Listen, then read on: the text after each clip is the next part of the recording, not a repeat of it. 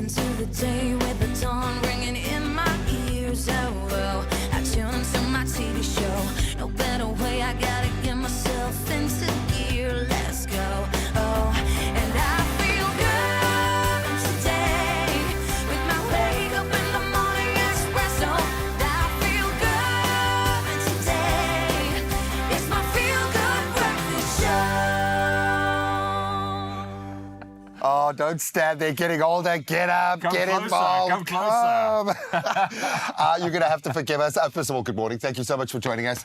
We've been so busy, and things are so crazy in TV land at the moment where we get a chance to see each other. There's a lot of love and emotion, man. This is a rare occurrence, my friend. It really is, but it is wonderful to be in your company as well. Myself, Ewan and Graham will be taking care of you, as well as with Zanele up in Joburg. It's a Tuesday, and it's a chilly one down here in Cape Town, but we're going to make sure that we heat things up specifically because it is one of my favorite days of the year. Break it down. It's World Coffee Day, my bro. Oh, bless you, child. Yes, World Coffee Day. So whether you like your cappuccino, your mocha, your cortara, your flat white, whatever, your espresso as well. It's funny how a lot of people nowadays, when I go outside and you hear people talk, they don't talk about espresso when they order a cup of coffee. They talk about espresso. An espresso. Exactly, because that's what it is now. Nothing wrong with that. it. I absolutely love it. One of the greatest days of my life where an English tourist stood up in an aeroplane and we were sitting just one row apart from each other and he looked me in the eyes. He was like, hang on a minute. You're that guy. You're that adventure guy from Cappuccino. What? I'll take it. We'll be cappuccino, we'll be espresso, we'll be espresso. We are here for World Coffee Day. And I'm beginning to realize the more I travel abroad, the more coffee we have in South Africa. I think a cortado might have been invented in South Africa. I asked the Spanish guys, like, what? So I have a feeling we have a love affair with coffee like no other. And today we will do a deep dive. We'll celebrate that. And I know Zanele is celebrating with us. Zanele, good morning to you up in Josie Town. Oh, and she's got her coffee in hand. Good morning, my lovelies, and happy World Coffee Day. Friends, listen, I mean, no one told me in the beginning there, but I don't think this job is possible without coffee. You know what I mean? Having to wake up and, be here and everything. I think that coffee is the essence of what Expresso runs on. And thank everything for the coffee. I do appreciate it. However, guys, I can tell that you're already feeling good. I can tell you've had your coffee. Hey, am I right? I'm on my second cup already. Yeah. No, mine's more of the that we enjoy throughout. Yeah. But listen, there were signs, okay, that we were a little bit coffee mad. You might have picked it up. But I love the fact that we get to enjoy it in any way, shape or form. No coffee snobs allowed or elitism in this space. We'll take it however we can get it, man. Absolutely. We're also going to find out a little bit more about coffee art, because that's also a big part of drinking coffee. And I believe you are going to be testing your creative skills in the kitchen. Hopefully. It might end up as a little bit of a showdown, as it always does on this show. So please, if we need the voting to come through this morning, please give us a hand. No, we are ready to try for anything. Cappuccino. The adventure guy on Cappuccino. But it's going to be a whole lot of fun. And, of course, we've got a ton squeezed in between all the coffee this morning. And we want you to play along with us this morning. And we're going to start that conversation online with you right now. In fact, Zanele, what are we chatting about this morning? Of course, my lovely. So, Expresso family, all in the name of World Coffee Day, we want to hear from you all over social media. Let's get into that good morning post, shall we? So, #Expresso Show, as well as using the number 063-408-8863, where you can send us your voice note. We want to celebrate World Coffee Day together, and we're doing so by finding out from you whether it is mocha, maybe espresso, or whatever it may be, perhaps filter. How do you love enjoying your cuppa? What is the best way to do it? For me, it is a cappuccino with almond milk and maybe just a little bit of like a sweetener here and there. That for me is absolutely everything and more, and I love it when I'm able to do exactly that with my cuppa. What about you, honey? Let us know, #Expresso Show on all social media platforms. For now, before we get into your Feel Good Breakfast Show and get you feeling good on this Tuesday, let's head on over to the news headlines with Ewan this morning. Thank you so much, Zanele. 4 minutes past 6 o'clock. And talking about feeling good, this is a story that might get you feeling good on this Tuesday morning. Motorists across South Africa will likely be smiling today as petrol prices have dropped by over 4 Rand per litre compared to a few months ago. Now, petrol 93 now costs 19 Rand 94 cents per litre at the coast and 20 Rand 73 cents inland. And that's down from its high of 24 Rand and 36 cents in May, which represents a 4 Rand 42 cents decrease in 5 months. months. Now, experts suggest that if the stronger rand, lower oil prices and increased production from major oil-producing countries persist, further reductions could be expected, potentially easing costs even more as the summer holidays approach. And the South African Social Security Agency, or SASSA, has reminded social grant beneficiaries of October payment dates. Older persons' grants will be paid tomorrow, disability grants on Thursday, and children's grants on Friday. Now, SASSA advises beneficiaries not to rush, as funds will remain in their accounts until needed.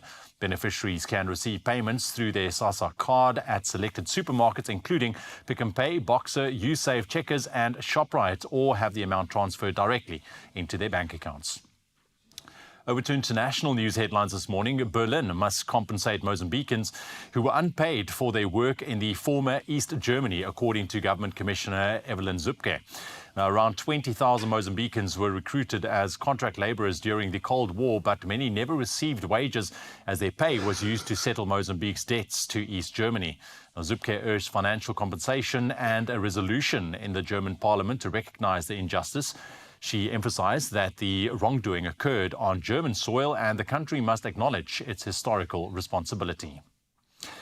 And Switzerland and Italy have redrawn parts of their border in the Alps due to melting glaciers caused by climate change, following a draft by a joint commission in May 2023. Now, the affected area includes land beneath the Matterhorn, one of Europe's tallest mountains, and several popular ski resorts. As glaciers shift, natural boundaries have changed, prompting both countries to address the issue. With glaciers losing significant volume, around 4% in 2023 alone, officials believe clarifying the borders will help determine maintenance responsibilities for these areas. And we'll end off with this story. In a display of nature's wisdom, great apes demonstrate remarkable self-medication by choosing plants with healing properties. A wounded orangutan recently captured hearts by using a plant paste to mend an injury. Now, in a recent study, botanists explored the diet of western lowland gorillas in Gabon's Mukalabadudu National Park, uncovering 4 trees with potential healing benefits: the fromager tree, the giant yellow mulberry, African teak, and fig trees. Now, these trees, treasured in traditional medicine, hold antibacterial properties. Remarkably, the fromager tree showed significant activity against multi-drug-resistant E. coli strains. Now, Gabon has vast unexplored forests as well as many plants unknown to science. Now, this underscores the need for conservation and reminds us of the interconnectedness of all living things. That is where we leave your news headlines for the 6 o'clock bulletin. We'll have another update at 7 o'clock. Right now, Graham is standing by with your sports.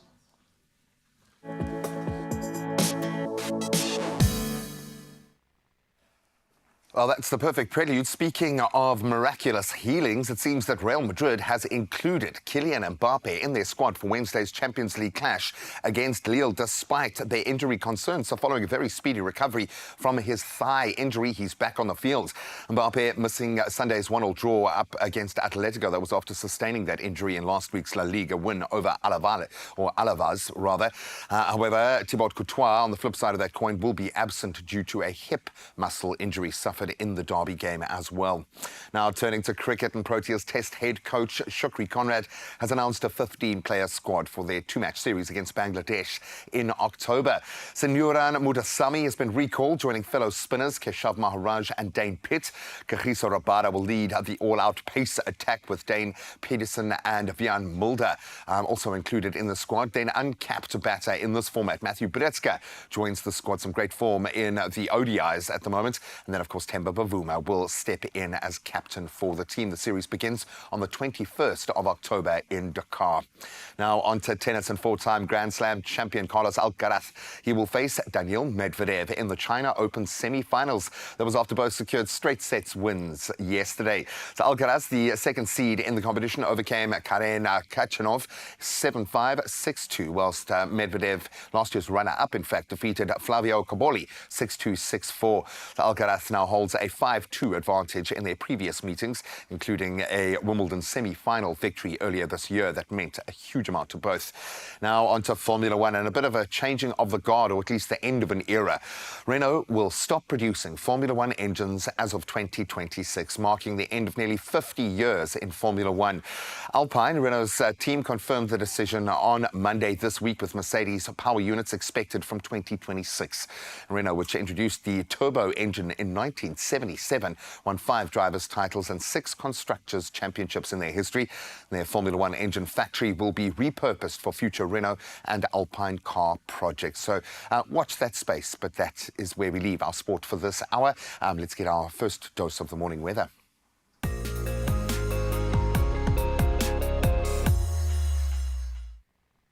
Let's help you out with what you need to know in terms of your weather this morning. Indeed, Expresso family. First and foremost, in contrast to yesterday, when multiple serious weather warnings were issued, the South African Weather Service has only issued one warning for today, a yellow level 2 warning for damaging waves, which may cause difficulty in navigation at sea. It's expected between Cape Agulhas and Plettenberg Bay this morning. The Weather Service also warns of very cold, wet and windy conditions in the high-lying areas of the Western Cape and Northern Cape. These conditions may pose potential risks for vulnerable individuals, livestock and pets. So please do watch out, won't you, SA?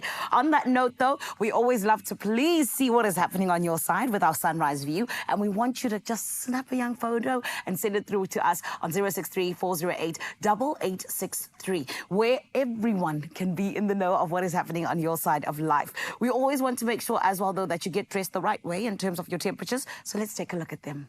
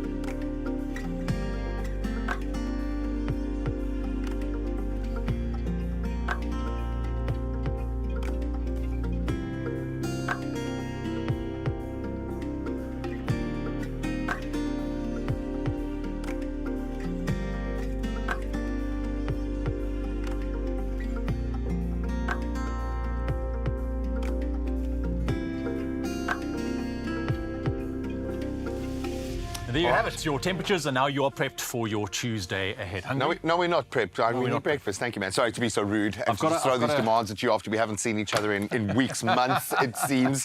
But no, we're going to reunite over the most amazing show this morning. The PSL looks strong this year. Can anyone touch Sundowns? I don't know. Chiefs look strong. AJ is going to step into the studio and give Zanele the lowdown on what to expect from the PSL and the upcoming matches as well, which is going to be great. Absolutely, and then we shift direction just a little bit with a rather interesting social experiment. We are going to be hanging out with the cast up in Josie with Zanele, a wife swap on S3.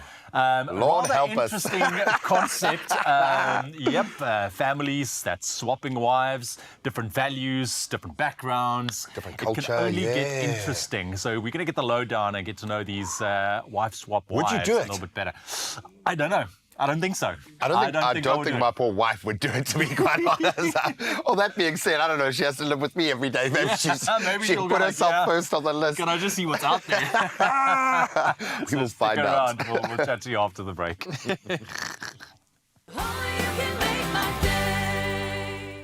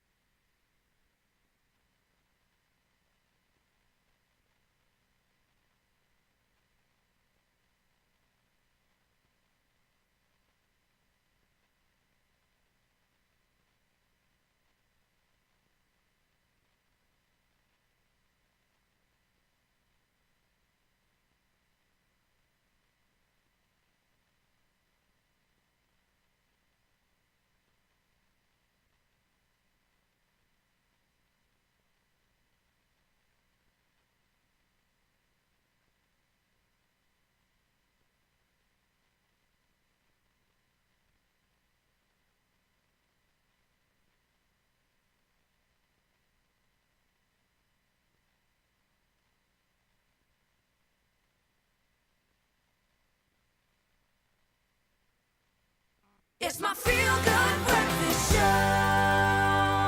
Oh, yes, honey. It's a beautiful Tuesday morning, all in the name of us making sure that your day starts off perfectly. And if you are a soccer fan, then friend, this is exactly where you need to be, because we are catching up with the PSL and what went down over the weekend, where the Orlando Pirates kept their perfect score alongside Mamelodi Sundowns. Chippa United did the things that needed to be done. And everyone, honestly, tried their best. But those who came out on top absolutely came out smiling from the weekend. And today we're joined by sportscaster AJ Ndlaleni, who's going to help us understand exactly what it is we can expect from the rest of the season, and hopefully what the exciting things will be as we continue to get into the PSL. Everyone, let's give AJ a feel-good welcome, please.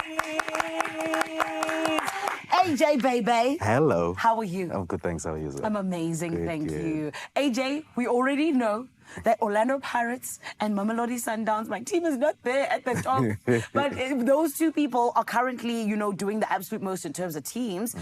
Are we looking at almost like a little bit of a two-horse race at the moment, or is it too early to tell in the season? I mean, in all honesty, they're looking at their squad depth, right, and what they've been able to do over the past couple of seasons. I mean, Sundowns has been overhauling the PSL for 7 years straight, which is unheard of. And Pirates have been dubbed the cup specialists. I think now the next logical step I'm a Pirates fan, for Orlando Pirates is to win the league, because we have shown that we can win titles like the Nedbank Cup, MTN 8. Last time we won was when we did the back-to-back treble with Rudy Gro, which is more than 10 years ago. So I think now we need to go and win the league. But then we will be challenged, because with all these cups, it stretches your squad. Okay. Also, Sundowns is experiencing the aftermath of losing Urulani and Mangoba Mneti as well. Last time he headed up a team was Abafana Bestende about 10 plus years ago. And I mean, that's why Kaizer Chiefs almost, but you guys have an army, right? So I'm scared to say, hey, maybe that's why you got a wounded Sundowns. Oh, Sana. Please, can you not even... I'm very upset at my team at the moment, okay? Because I just need us to do something. I hope that your team doesn't do well, so that you're in the same pain as me. Thank you very much, AJ. Because, of course, our team, my team, Kaizer Chiefs suffered a loss this weekend to Mamelodi Sundowns. Yeah.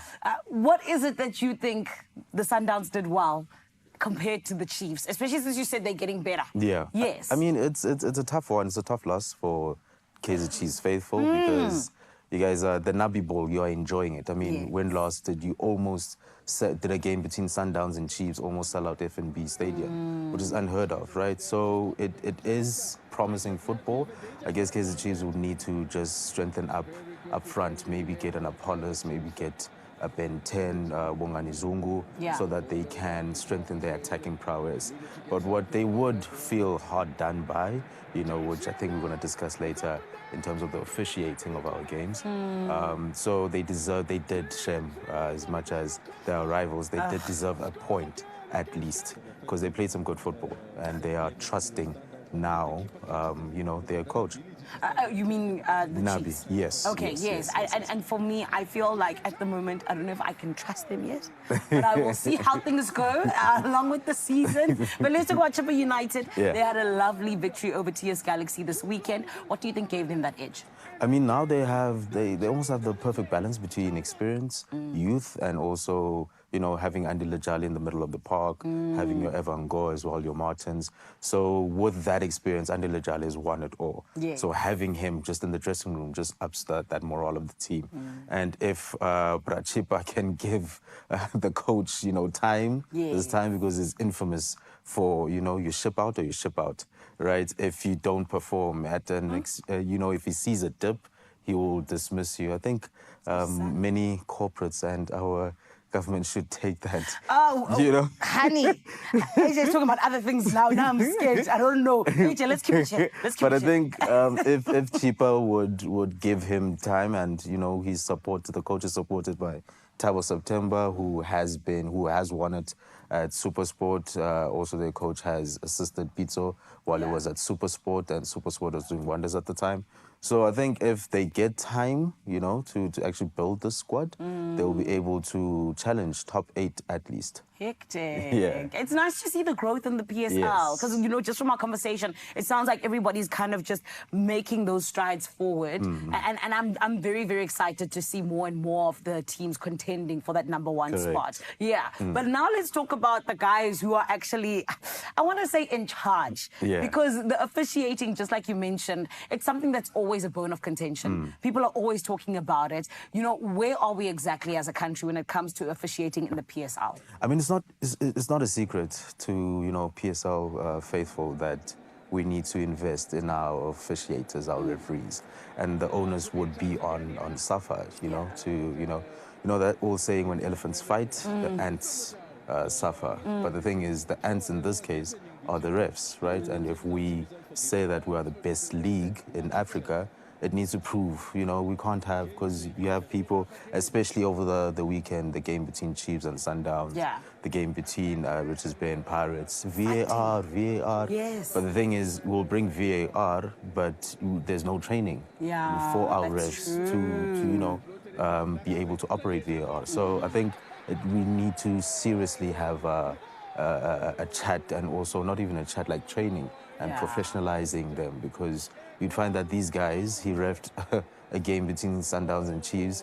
On Monday, he needed to wake up and go to work, you know? So it's not, you know, especially now with Betway as a sponsor, maybe if it's 5 years, give them 5 years, right? Give them 5-year contracts, and then so on and so forth, because it does dampen down, you know, the quality of our football. That's true. Because you have a wonderful game and then the officiating is poor. So I think SAFA needs to come play ball with. Must come to the party. Yes, Yes, yes, exactly. yes. And just like you said, so it doesn't dampen this game that so many of us love. Correct. AJ, Thank you are you an so absolute much. king. We appreciate you. Thank you so much. You're Chiefs, ne? No, I mean, Pirates. sorry, Pirates. All the way. Whatever. All the way. Bye then, AJ. He'll see himself out. I won't walk him out because I'm a Chiefs girl. But I'm hoping that my team will do better and better. However, my friend, it is the king, AJ Ndlaleni, always keeping us 100% in turn and understanding exactly what it is that is happening with the PSL and sports all over the world. And it is always so beautiful to see the fact that, yes, yet again, more of our sports are growing and going in the direction that we want to see them go in. Right about now, though, I want to go in the direction of Cape Teasy. My Ewan, what's going on, honey? Listen, we are here just to inform you about some big money that could potentially come your way. And yes, I'm speaking to you at home right now watching. Imagine you could do with 69 million rand in total estimated Powerball and Powerball Plus jackpots this Tuesday, which is today as well. Yeah. Listen, I won $15 in the last Powerball. No I'm way. on the trajectory, okay? I'm here.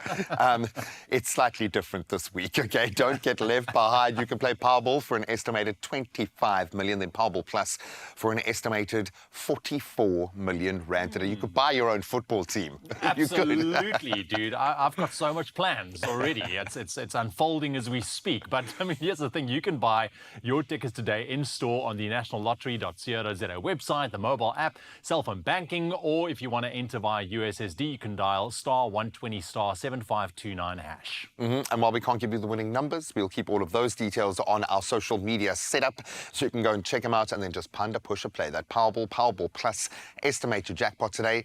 69 million rand. That is massive. This is your chance to win big. Also ours. You better get it on quickly. I'm gonna do it. You I might mean even you're go gonna- old school and use USSD this morning You just might to try. make it 25 this time around, dude. I don't know. So, Take it. so get your tickets and yeah, let's hold thumbs. Just do so responsibly as well. We're going to take a very quick break. When we come back, we are going to be sitting down officially with the cast of Wife Swap on S3. A rather interesting social experiment and fun to watch nonetheless as well. So there we have it. And I think spicy. And as we prepare to go into that, just think for a moment, would you be willing to swap spouses and actually enter into this kind of social experiment, as Ewan said? And we are going to go inside what that journey is like in just a moment. And hopefully it won't trigger you as a couple or have you trading, or your wife trading you out. I think a lot of conversations are going to get sparked out of this, that's for sure, between That's what couples we and want. households. So stick around for that chat. And also, it's World Coffee Day, which means we're going to delve into into some rather fun facts around coffee, and you can play along to see how much you do. How good is your coffee knowledge really? Ooh. There we go. Look at that cup of coffee, huh? Makes you feel like one right now. Should we put an order in? Cup of coffee, please. We'll see you just now. Cortado, we go. Thanks. Fancy.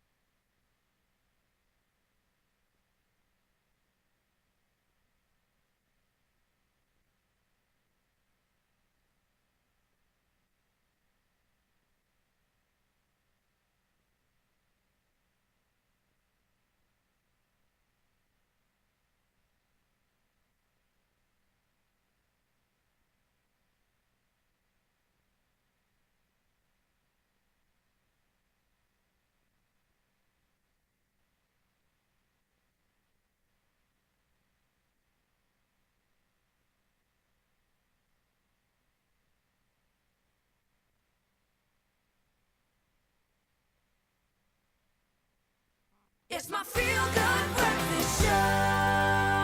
Welcome back, beautiful Expresso family. And this morning, we're getting into all kinds of conversations from sports to wives. I'm talking about particularly Wife Swap. Now, this is an incredible show where two women decide that they indeed are going to swap lives. And yes, we're talking about two ladies from different backgrounds with different lifestyles, different values, and just differences from all sorts of spheres. And today, we get to chat to two ladies who indeed got to do this just for a week. But I can tell that just from that, it was life-changing. And when you get to do that, I think you get to see life from another lens, right? I'm talking about us being joined by none other than the beautiful Nkabati Shezi and Nostelo Mokobi, who are indeed the wives who got to have this experience. And we get to hear from them all in the name of Wife Swap, which happens right here on S3 each and every Monday at 6 p.m. Ladies and gentlemen, let's give them a feel-good welcome, please.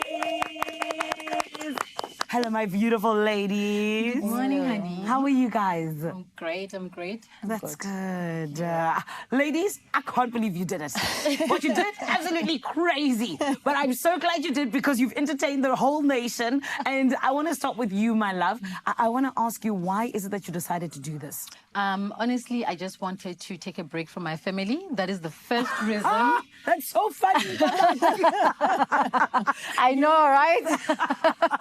Yes. I wanted to take a break from my family, but I actually wanted to go into a place where, you know, I'd be pampered and I was a queen. And when I go to her house and I realized she does everything, I'm like, no!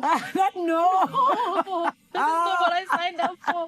But it was really, really amazing. Yeah, I wanted to take a break from my family and just learn and see how other families live and how other husbands actually treat their wives. Yes. Yeah. I love that. And I want to come to you, Nosi, because, I mean, just like she said, it was an experience, right? But talk to us about how it was for you, kind of going into a new home and now being the wife of this new family. Speak to us about that.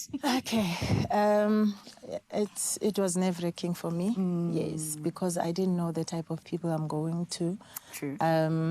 The moment I walked in, I saw the surname Shezi. I'm thinking it's a Zulu guy. Yes. I'm probably going to have to walk on my knees. I'm not walk on my knees. When I saw, yeah, so it was a bit difficult for me because I'm not able to be separated from my husband even for a minute.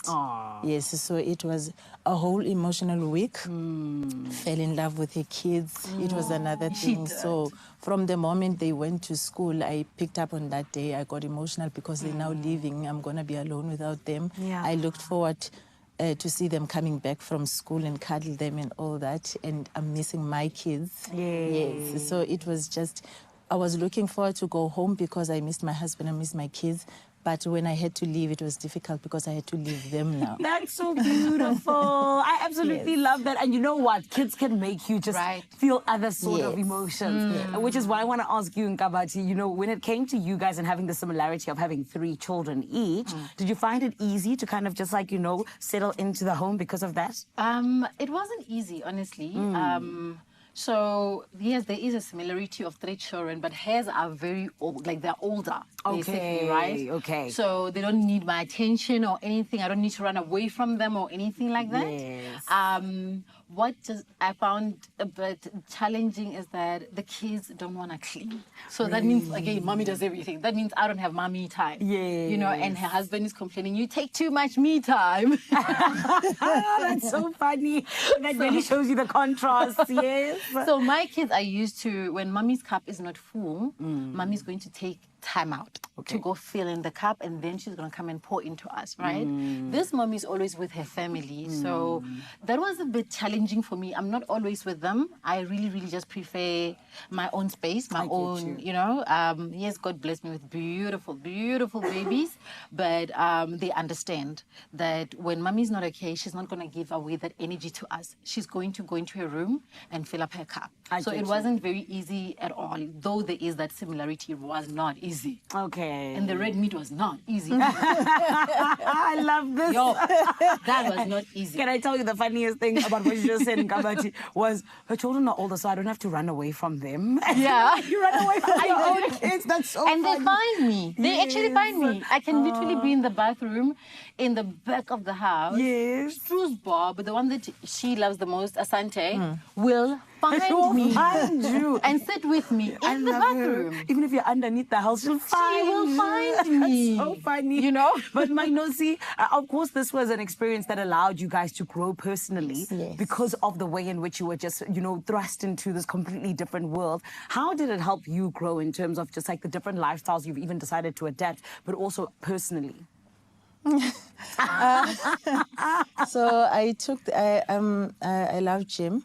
So from her house, I took the green smoothie thing. Okay. Because at first I didn't want to do it because I pictured like I'm going to be tasting spinach. Yeah. I love eating. I eat for a living. So I just need to eat. Not drink. So I loved that. I kept that. Yes. And the prayer sessions with the kids in the house, I kept that. That's beautiful. Yes.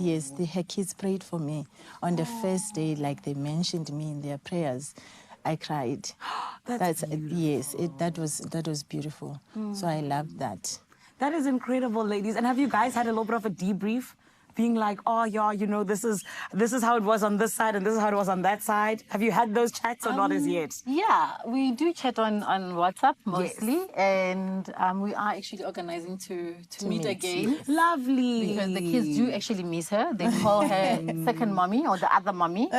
So, yeah, definitely. Yeah, so I'm going to cry again. Oh, ladies, I am so glad that it was a positive, beautiful experience for you, because I think that that's what we wanted to be at the end of the day, to go and have that time, but then to also just like understand just how great it can be to connect in that way. So thank you so much for that, and thanks for entertaining South Africa. All right, Thank you. We do appreciate Thank you so much. Thank you for having us. Of course. Expresso family, we want to hear what you have to say, all in the name of Wives Swap that happens at 6 p.m. right here on S3 each and every Monday, because we got people like these lovely ladies who show us what it is to swap places, go and take over another family as the wife. It's not easy, as you heard, but it is an experience of a lifetime. And this is why we want to hear from you on our social media pages at Expresso Show. What do you think about this experiment, my friend? Let us know. And also, you can even send us a voice note, 063-408-8863. And in a bit, we are going to be chatting to Daniela May, who is going to be letting us know what exactly it is that you can look at when it comes to an experiment and such of this nature that actually allows you to grow, but more than anything else, all of the different surprises that we possibly don't even 100% know. It's going to be happening right here on your Feel Good Breakfast Show in a little bit. Right about now, though, it is time for us to get into celebrating World Coffee Day. And this is the thing, my friend. It is going to be coming up. I need to ask very quickly. Cape Town family, are you feeling strong? Are you guys feeling confident? Hey, man, we got a cup of coffee here. Stronger I cannot get. Level 10 strength is what I'm talking Yeah. about. I'm just imagining with a wife swap with my particular wife saying to the incumbent, the wife coming in, all he really needs is coffee. Just good luck and give him coffee. I'm gone. But pretty yes, much we it. are ready, we are charged, and hopefully we know a thing or two about coffee, seeing as our show is called Expresso. And listen, guys, I am so excited for this because we are going to be getting into a competition where I am the game master and you guys are playing. So here we go. It's Right. very, very simple. I'm going to give you guys some questions. I'm going to give you some options. And then the first person to shout out their name gets Okay. to answer. If you're correct, you get a point. If it's incorrect, it rolls over to the next person. Are we clear? Got it. Nice. Let's go. All right. Beautiful. All right, let's get into our coffee trivia game, and you can play along with us, Expresso family. Here we go, gents. Very first question. The did you know fun facts about coffee? How many cups of coffee does the average person drink per day worldwide? Is it 1 cup? Is it 2 cups? Or is it 3 cups? Or is it 5 cups? Oh. A, B, C, or D? Graham, I don't know. My heart says 5, but I'm going to say 2. Would seem like the reasonable, responsible thing. I'm going to go with 2, although I personally drink more than that. I don't think I'm the average coffee drinker. So let's go with 2. Yes. Are you both going with 2? Yes. I think so. Okay, well, gents, unfortunately, that's incorrect. It is actually 3 cups, my Really? loves. Well done, 3 cups. world. Okay. Well done, world. Yes. Thought Not maybe well 5. done, world. It is quite a good thing, actually. Yeah. I actually missed out the first question. Let's go back to it. Here's a true Okay. or false, guys. Okay. Are you guys listening properly? Yeah. Here we go. Did you know coffee is the second most traded commodity in the world after oil? Is it true or false? Ooh. Just for the sake of being cool, I think I'm going to say true. I like the sound of that. I'll yeah. say true as well. Sounds true. about right. Okay, you're both going true? All right, gents, here we go. It is actually true. Yeah. 1 Come point on. each on the board for you. Yay. Okay, here we go. Well Are you done, guys ready for coffee. the next one? Yeah, let's go. Okay. What country is considered the birthplace of coffee? Is it A, Brazil, B, Ethiopia, C, Colombia, or D, Italy? I will go first, you and here. Ethiopia. Graham, I'm going to go... I'm going to go Brazil. It's just screaming to me. I think it might be Colombia, but I'm going to go with Brazil. All right. It looks like Graham has got another point on the board. It is Really? indeed Really? Ethiopia. What? Yeah. right? Ethiopia was UN. I mean, friends, this is why they say that Africa is the continent that I keeps on love giving. that. Do you know what I mean? And I love an Right? Ethiopian blend as well. I love that. Yes. Well done. Thank you. Exactly. Exactly. Okay, gents, right now it looks like we just have on the scoreboard 2 points for Graham, 1 point for Ewan. Let's get into one more question. Okay. And let's Good see chance. who is going to come out on top. All right, All right. here we go. This is another multiple question, or rather multiple answer question. Okay. Question 4, coffee beans are seeds from what kind of fruit? Is it A, berry, B, apple, C, melon, or D, citrus? It's got to be a berry. It's a berry of some Yeah. kind, hey? Definitely. Because they ripen Are you it guys and going they with dry berry? it. Yep. Yeah, I'm going to go with berry. Both of us. Final answer. Final answer, locking it in. Lock it in, done. Chunk. Gents, that is correct. It is indeed berry. Well done. I would eat that berry, eh? I But would that eat does coffee mean berries. we have a winner today. It is Graham. Congratulations. Oh, it's Ewan. Forgive me. I am the wrong one, Ewan. Call me Steve Harvey. It's me. I am the problem. You're gonna break I'm my so heart. sorry, my love. You must have another cup of coffee, Zanele. Have another cup of Excuse me? coffee. Wait, was Graham about to take that win? He was. Was he not going to contest? He was. and be Not like, was about not even to. gonna say it. I'd taken that Graham. win out the door. I was at home. I was back in bed, and the wind was with me. We were Stressed. chilling, living our best Just life get out together. of here. Go. Walk. Corruption. Ewan, no, stay. congratulations, No, my angel. You are the coffee king this morning Well on done, World sir. Coffee Thank you. Day. Thank you very much. And gents, please do tell us what's coming up still on Expresso. Well, of course, we're getting excited about T20 cricket. Buren and Mhlali have stepped into studio. We're going to get the latest on that front as well. I know the game was rained out over the weekend. The saddest Aye. picture on earth, my little boy looking down at the field with the covers on. But yes, there will be some explosive cricket played, and we are here for that. Absolutely. And then look at our coffee. There's no art in this. And we need art in this. We're going to learn how to do coffee art, seeing that it's World Coffee Day. Look at that. You made a heart because you Doesn't love work it like so that. much. So if you're keen, maybe you want to join in and see how they make that incredible coffee art that you get when you order a cup of coffee. And we'll do it right here in the studio. Stick around after the break. Only you can make my day. With 5 times greater plaque reduction than brushing and flossing alone. For a cleaner mouth and healthy gums. Completes the clean with Listerine.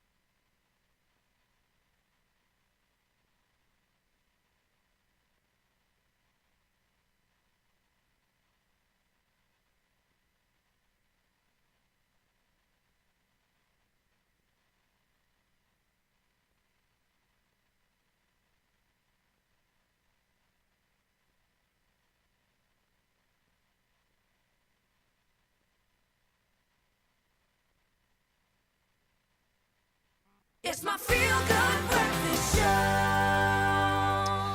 Welcome back. You are tuned into Feel Good Breakfast Show Expresso right here on S3. We spoke to the wives a little bit earlier on wives step into each other's lives on a local version of Wife Swap, a television series where 2 families from different backgrounds with contrasting lifestyles and values agree to swap wives in a rather heartfelt and eye-opening social experiment for 1 whole week. Broadcasting right here on S3 every Monday at 6 p.m. Now, Daniela Mayer is a family therapist and divorce mediator and parenting coordinator, and she's joining us this morning right now to give us her input on this social experiment. Daniela, lovely to have you. So good to be here. Yeah, Thank a you. lot of people would think like, "Yeah, this is bizarre. You know, let's swap wives. Let's go into a different family dynamic, something that I'm not used to." But I want to know what your first thoughts when you look at a social experiment like this. First thoughts, I mean, your mind goes crazy. First thoughts is, why would somebody want to do this? Yeah. For me, I'm like, that's crazy. But then my second thought was, how amazing is it to actually put yourself out there in a situation with another family to see how other families live and how they actually communicate and function? Because as we know, we learn by watching different things, and perhaps there are certain instances where we could do things better. So I just want to congratulate all the couples who actually did this experiment for putting themselves out there to say, you know what, maybe there is a better way at certain things. Yeah, absolutely. And I'm also seeing it as as an opportunity for the individual, the wife that's swapping a family, to, yes, like you said, to learn something, because we observe and you learn, but also maybe to pass something on from where she comes from. And I want to talk about that in terms of communication, adaptability, emotional intelligence. How does that play into this social experiment when you remove yourself from something that you know so well into something completely almost unfamiliar? So the first thing I want to say about that is, as in human existence, every single individual is unique. It's important to also remember that every family system is unique. And the reason why they function the way that they do is it's basically because they've been in that experience. They've worked out what works for them, what doesn't work for them. My biggest problem with relationships and marriages and families is that you often get into a rut of the system and you can't really see the wood for the trees at some point. So what's really nice about this whole experiment is that I'm hoping what people have learned is that there is a possibility that change could work for your family. So in terms of emotional intelligence, communication, for me the key is go and do the experiment as these lovely ladies have done, see what works for you, come back to your system and have the communication, the conversations about things that maybe you can do better. I love what you said also about giving something back to the other families, because as an outsider, you obviously have more of less of an emotional attachment, and you might be able to see where there are holes in their system. So to be able to also, in an emotionally intelligent way and a kind, compassionate way, give something and say, you know, these ladies seem to be getting on really well after the experiment, and it seems like they have got a situation where they might be open to listening to the other person's opinion of what might work better. So without the experiment as a whole, that opportunity might not have existed. So I think it's wonderful. I think if we look at it in a rather positive light, there's a lot that we can learn, even our viewers watching the show as well. But I want to know from you, your professional opinion, where you come from as a divorce mediator, as a therapist. What are some of the main challenges that you foresee going into a social experiment like this? Oh, well, I mean, the challenge list would be endless. I mean, obviously the fear is that a wife gets to escape her family, Yeah, I know one of the wives, but it was very light-hearted. It was very light-hearted. I wanted to just take a break from my family for a little while. Yeah, but I mean, like, it's nice to be able to take that break. But the fear, obviously, is, oh, wait a second, I much prefer this situation. I don't want to be the one doing everything all the time. And then what if the one mother comes back and says, you know what, this doesn't work for me at all anymore. And what happens if the family's not open to change, you know? So that could be a big challenge. It could be a problem, which is why the emotional intelligence capacity and all of that kind of stuff is so important, because we have to be able to have the conversation properly. But I think the main idea that I actually just want to throw out there is that we hope, and I think that the whole purpose of this experiment is to teach people to be appreciative of what they actually have. Yes. You know, because it's very difficult to go into somebody else's system. And we see this in multicultural situations, in different religions and everything. We know what we know. We are who we are. When we step out into somebody else's reality, it's not quite comfortable for us. And sometimes we actually can't wait to get home. And I think the good thing about that is stepping into an environment which is completely out of your comfort zone. You know, there's a lot of aspects that we can look at into a social experiment like this, but one that stands out for me is the ability to communicate correctly and properly.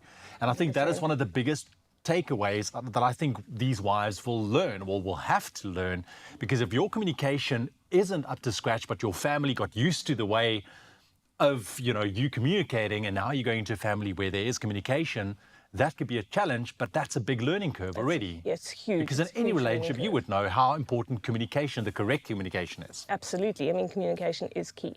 So again, like, my hope for these couples and for everybody who watched it, who maybe picked up some lessons along the way as a viewer, my hope is that they would learn that if something doesn't work for you, even if you're married, you're allowed to bring it to the table. And you're allowed to... I've actually done a whole segment on my personal socials about child-centered parenting and families.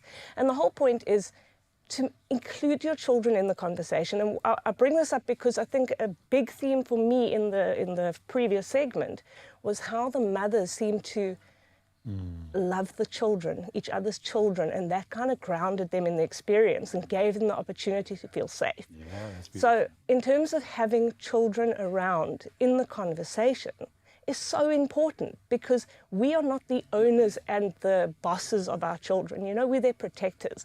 So to be able to sit at a table, a round table, with your husband or your wife, whoever's swapping, with your children and say, listen guys, we are a team. We've had this experience now. I think that this is going to work better. What do you guys think? That might be the absolute game changer. Absolutely. Listen, thank you so much. Appreciate your insights into this. But nonetheless, it's going to be entertaining. That is for sure, to watch it. So make sure you catch all of that action on Wipe Swap SA on S3 every Monday at 6 p.m. I know you're going to enjoy it. Check this out. The hit series Wife Swap is coming soon. Bye, Mommy! 2 wives trade homes, families, and husbands. The haircut kind of gives a Karen look. You'll obey our rules. Oh no. Leading to an epic clash of values. You will now cook. You get abused. Can I have the phone back? It's a large. You need to have that spark. Hi, Rowan. She can go back to the husband. Wife Swap South Africa, every Monday at 6 p.m. Brought to you by S3 and SABC Education. So as you might have picked up, we are going crazy over coffee today. And why? Because we are celebrating World Coffee Day in style as we explore the mesmerizing world of latte art. It's on another level now. And who better to show us the ropes than one of South Africa's top barista champions, Chris Abrams, along with the world's most innovative range of coffee machines from San Remo. When I talk about innovation, it is crazy. But I need the sound, please, to start this. Can you give me the sound that tells me the day is starting in the right way, please, Chris? You know. So fortunately, we've got the grind by weight application here, so we're going to get exactly what we set it to, but by just opening the gate, and then we can start that dose. You just remove that. There we go. There we go. Ah, it is like music to my ears. That is awesome, man. That is awesome. I've got to ask, while this beautiful machine does its thing and the machines that you have brought with are just insane, where did this journey begin for you? Because clearly you've taken your latte art to another level. Well, it's your business now, and I get that. But where did this begin? Was it with a good cup of coffee? Well, I think it was actually an average cup of coffee, which I thought was amazing. I love that. Yeah, it was probably about 2012 only, yeah. Sure, 2012.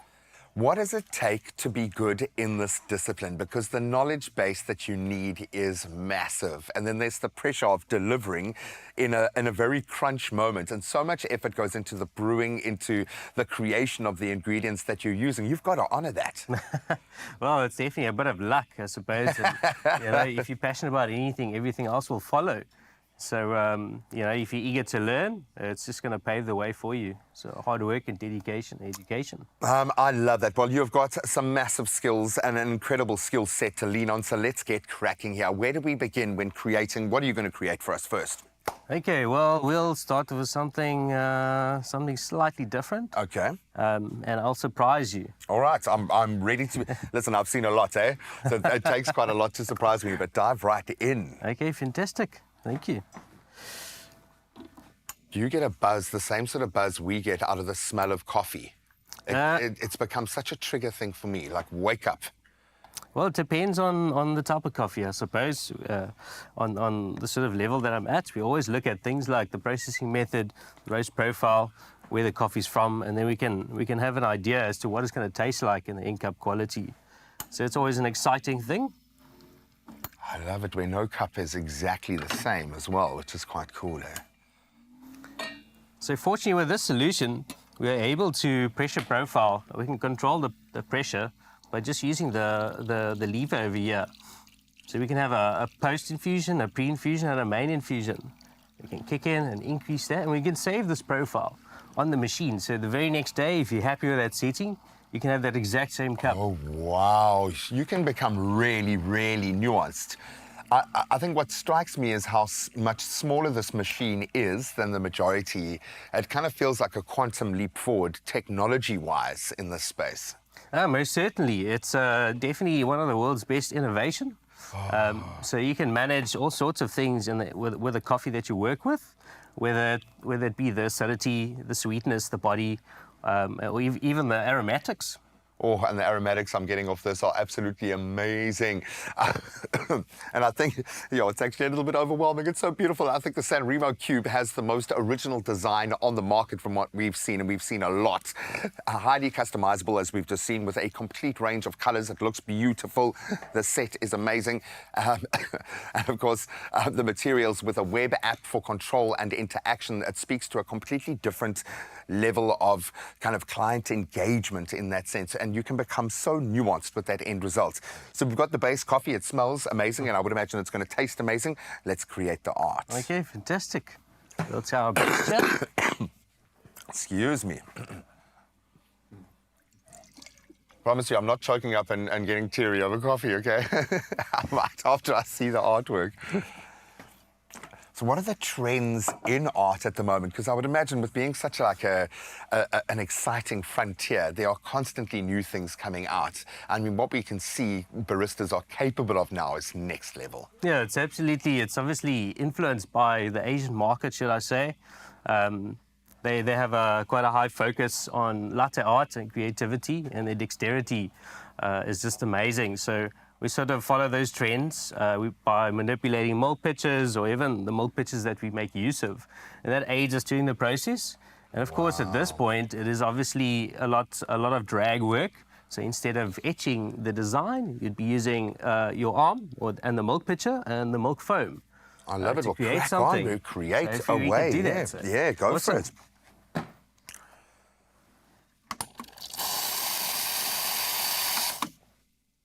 Man. And it just looks so beautiful as well. So what's the set temperature that you need to achieve here? Well, it really depends on what you want from a tasting perspective and a visual perspective. So we try and combine the two. Essentially, we're looking for a perfect balance between milk temperature and the coffee. So you can get enough sweetness coming from the milk as well as with the coffee to elevate the flavor notes that work with the coffee. Yeah, it really is a form of alchemy, eh? Absolute magic. He's done the knocking and now the art. Okay, I'm going to have that just as a backup, and we'll attempt to do something creative.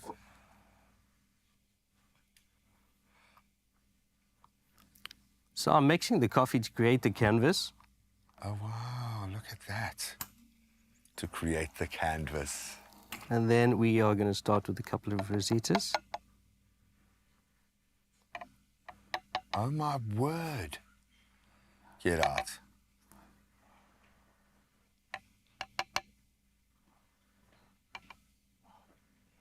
It's like you're using a pen or a paintbrush. It is crazy.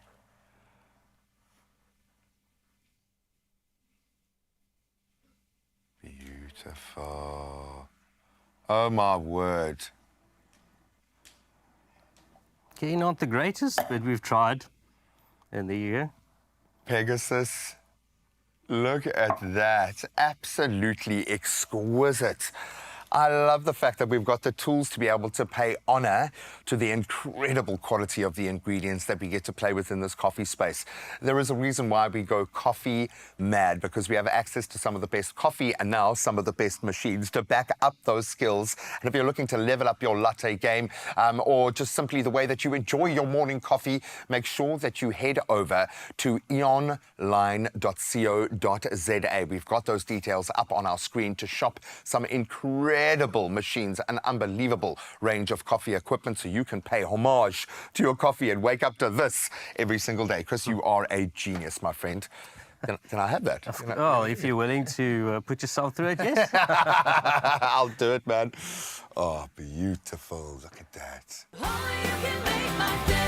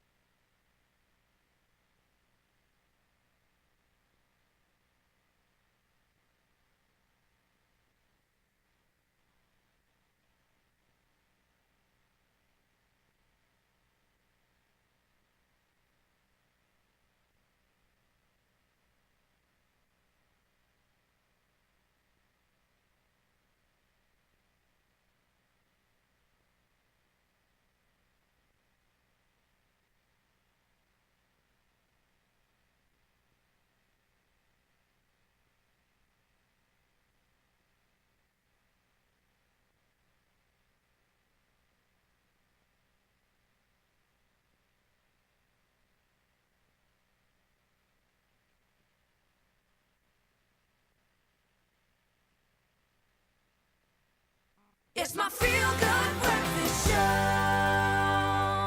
Welcome back to your Feel Good Breakfast Show right here on S3, 7 o'clock. Let's take another look at your news headlines. Starting off with your national news this morning, Gauteng MEC for Finance and Economic Development, Lebogang Maile, has confirmed that motorists who paid e-tolls will not receive refunds. Now, speaking in Johannesburg, Maile outlined the Gauteng government's plan to settle the 12.9 billion rand e-toll debt owed to Sunroll. He announced that the first installment of 3.8 billion rand was paid yesterday, with the province covering 30% of the debt and the national government responsible for the remaining 70%. Maile stressed that those who paid before the system suspension had paid for a legitimate service, so refunds will not be issued.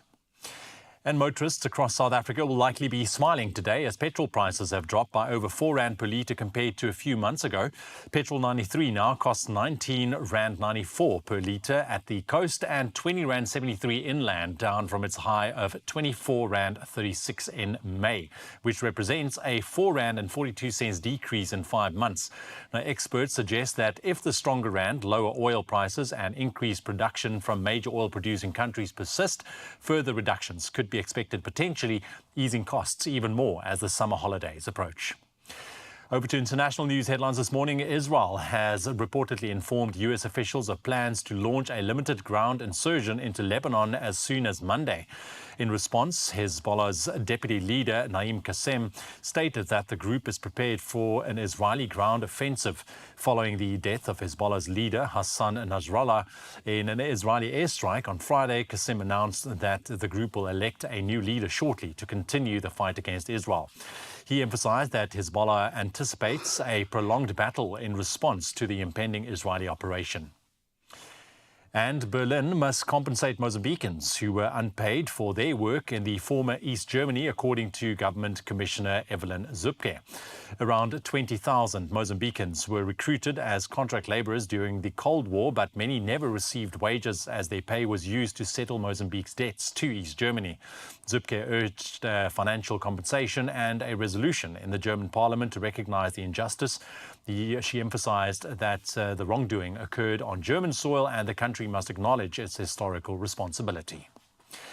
And we'll end off on this story. Tributes have been paid to Chris Christopherson, the legendary country singer and actor, after he passed away peacefully at his home in Hawaii. A Rhodes Scholar with a master's degree from Oxford, Christopherson left a military teaching post after visiting Nashville in 1965 to pursue a music career. He quickly rose to fame in country music and won 3 Grammys, including for Help Me Make It Through the Night. His Hollywood debut came in A Star Is Born opposite Barbra Streisand, followed by roles in Blade and Pat Garrett and Billy the Kid. Christopherson earned numerous Lifetime Achievement Awards and was inducted into the Country Music Hall of Fame, leaving behind a lasting legacy in both music and film. May he rest in peace. That is your news headlines for the 7 o'clock bulletin. We'll have one more update for you at 8 right now. Graham is standing by with your sports.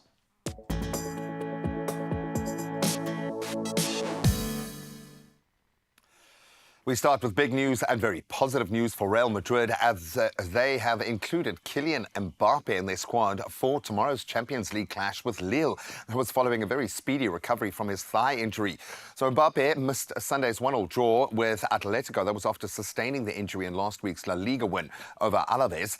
Now, where Thibaut Courtois will be absent due to a hip muscle injury suffered in that derby as well.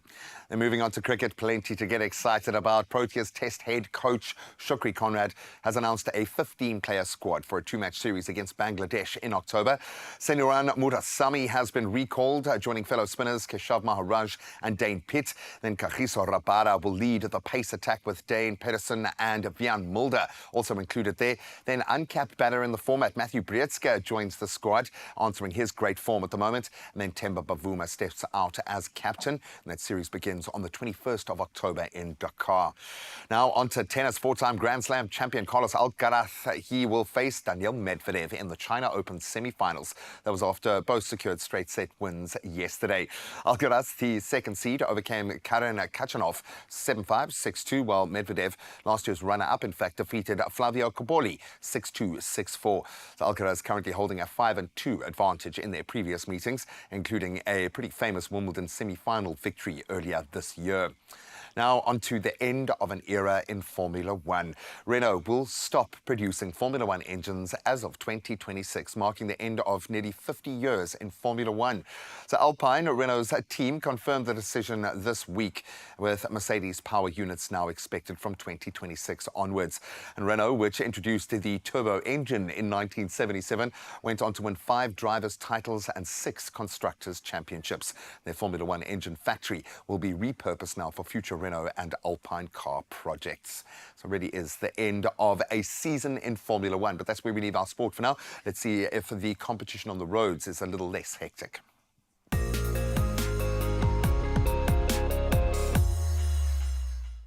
Yes, indeed. Let's get you to where you're going, hopefully on time and super safe, of course. Starting off in Gauteng, Boksburg, there's been an accident on the N12 westbound after Atlas Road. The right lane blocked, resulting in slow-moving traffic. Please do allow for some travel time over there. Then still keeping it in Gauteng and Germiston, delays are expected due to a stationary vehicle on the N3 North after Geldenhuys interchange, where one lane is blocked, so please approach the affected area with caution. Over in Cape Town, the mother city in Milnerton, congestion on the N7 northbound at Bosmansdam. Delays are expected, so do maintain a safe following distance, and wherever you're heading, do drive safely. Let's get you into what's happening into your weather this morning, like this.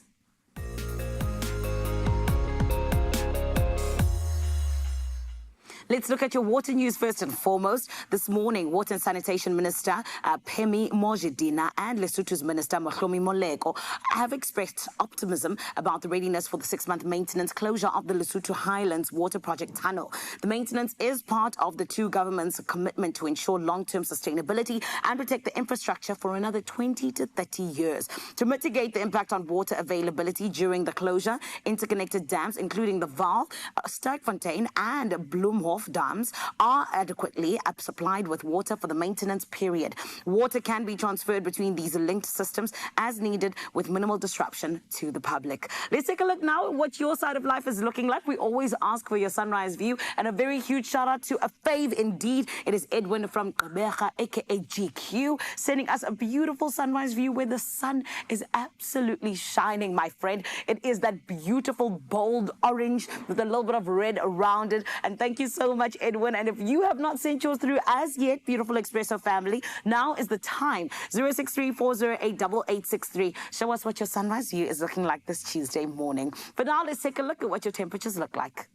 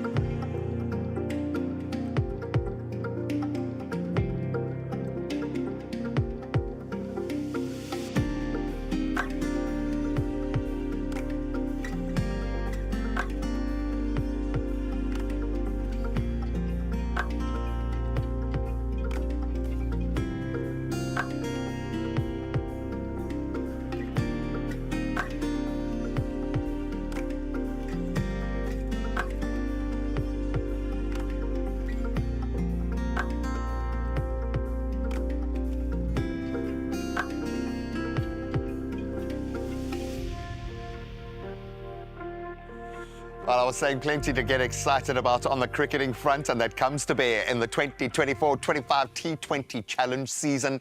It is underway, and it's bringing the fire. The opening weekend action, we had the EP Warriors claiming a 6-wicket win against KZN Dolphins at St George's Park. Then, unfortunately, the highly anticipated Cape Derby between World Sports Betting Western Province and Boland at Newlands was called off due to bad weather.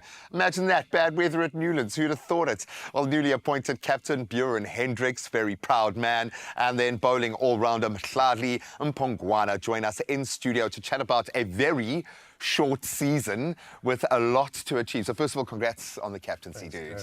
How does it feel stepping into that role? Are you the kind of guy who enjoys the additional pressure of looking after, of herding the cats and getting the guys into line? How are you feeling about the new role? Yeah, no, it's been exciting. It's a new challenge for me. I think yeah, like you said, got a few cats in the change room, and it's quite a young squad. So obviously, with my leadership and experience over the years, it's going to be exciting to kind of pull them in the right direction and make sure that they can express themselves to the fullest. And it's more pressure, but I get a feeling that's not necessarily a bad thing for you. I think you kind of embrace that added pressure. Do you see your role as a player changing when you've got to take on the captaincy? Because it's a very different set of balls that you're juggling and keeping in the air now. Yeah, it is, but I think I've played the game long enough now to know, when I need to step in and when I need to kind of pull guys to step into the right direction, or whatever happens on the Sounds field. like quite a disciplinarian. I think he's quite a perfect guy for this role. Experienced, has played a lot of cricket internationally. I think it's a perfect guy for this job. We get along very well, and I think it's good for me to have him on my side. As a young player, I think it's good. It's good. Yeah. And I wanted to ask that because we see a version, we get to see you in the crunch times of, and you forget that's all informed by hours and hours out in the field. Playing a lot of football. I didn't realize how much football you guys play. To me, that's just terrifying. I'm like, no, you're going to injure yourself, you're going to tear your knee, you're going to do something. But we forget that there is such a strong mentoring element in cricket because it becomes so nuanced. When we are now breaking into new ground where your bowling cannot be kind of in any way compromised by you expanding your skill set, because we need you as a bowler, yet you are showing so much promise as an all-rounder. How do you wrap your head around a season? What's your focus? I think preparation for me is the key thing. Having these guys like Buren and like the senior guys, I think they get us into the right direction when it comes to preparation, and that you have to be ready for the season and get going. And for me, I think that's what takes me. Preparation is key for me. And I try by all means to get ready for the season. Practice like you play, And luckily, you've got the best players around you to be able to keep you on that level, which is amazing to me.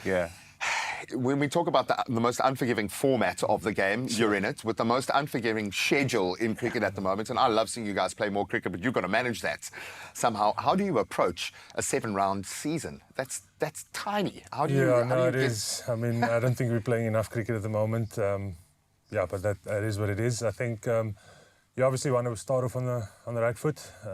With only 7 games, you can't be waiting to the back end to kind of get the results that you need. So we got to make sure that we're up for it now, up front for the first couple of games of the season. We are missing a few players as well. On national duty, Carl, Tony, Andre, and congrats, boys. So they're doing a fantastic job there with the Proteas. So it's just making sure that we're excited about the start of the season. It is the start of the season. We're playing like you said, the toughest format. It's unforgiving, and we just want to make sure that we're excited and we're ready to go once we start kicking off and the rain stays away. I'm going to say, and it will. It'll give us a moment, man. It'll give us a moment. And I love using this word, express yourself, because that's the point, is you want to go out there and enjoy it first and foremost, but you've got that true north, that goal that you're heading towards. What do you want to achieve out of the season, man? I think, listen, for me, I'm a team guy. My personal goals don't really matter. I just want to win games for the team, and if the team is winning, I'm happy. Happy days for me.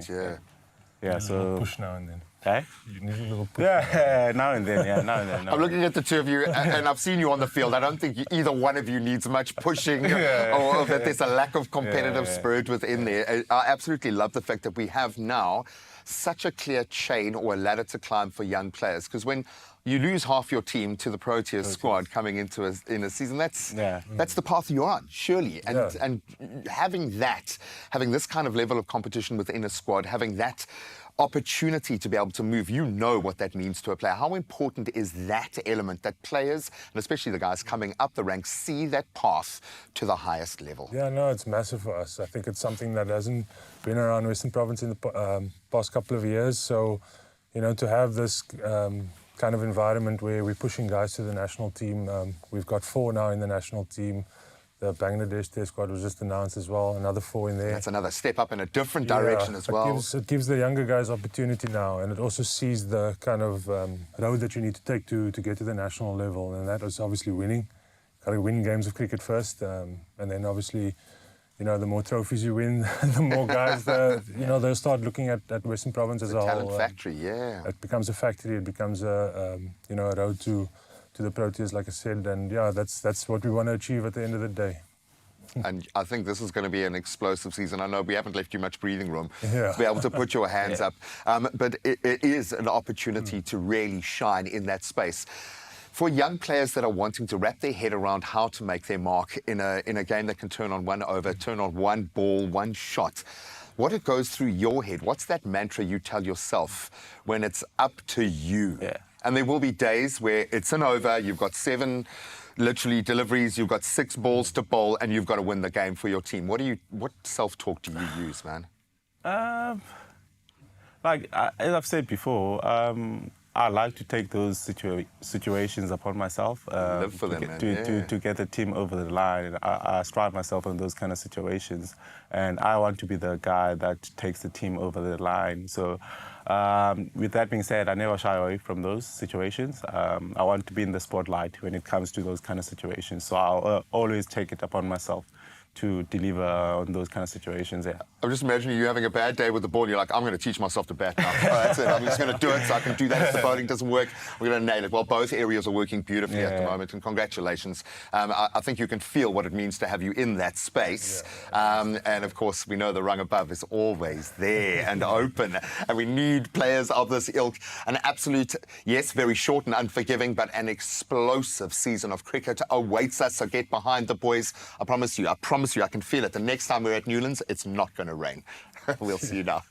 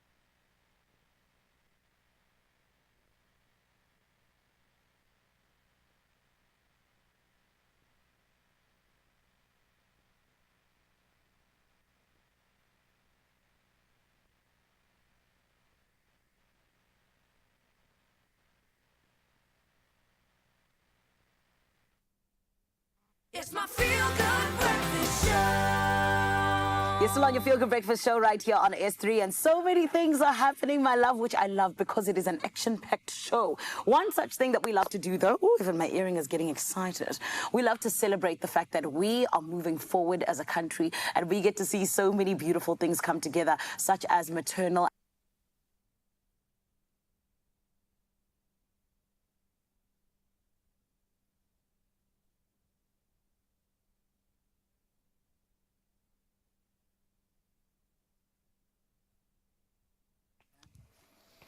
Welcome back. Apologies for that little technical glitch.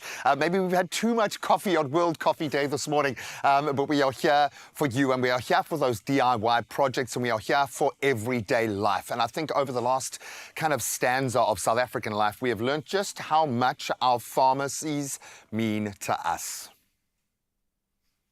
No worries.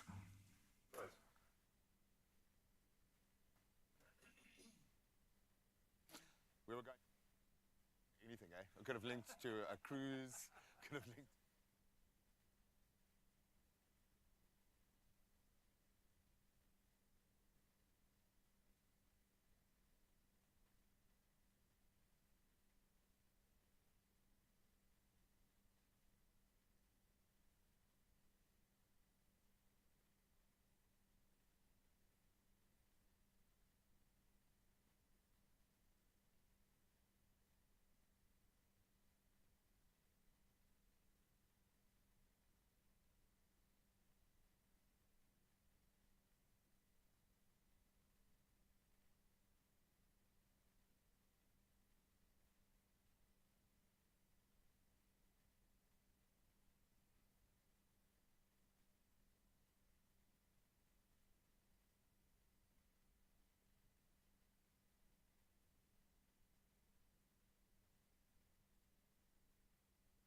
It's my feel-good breakfast show.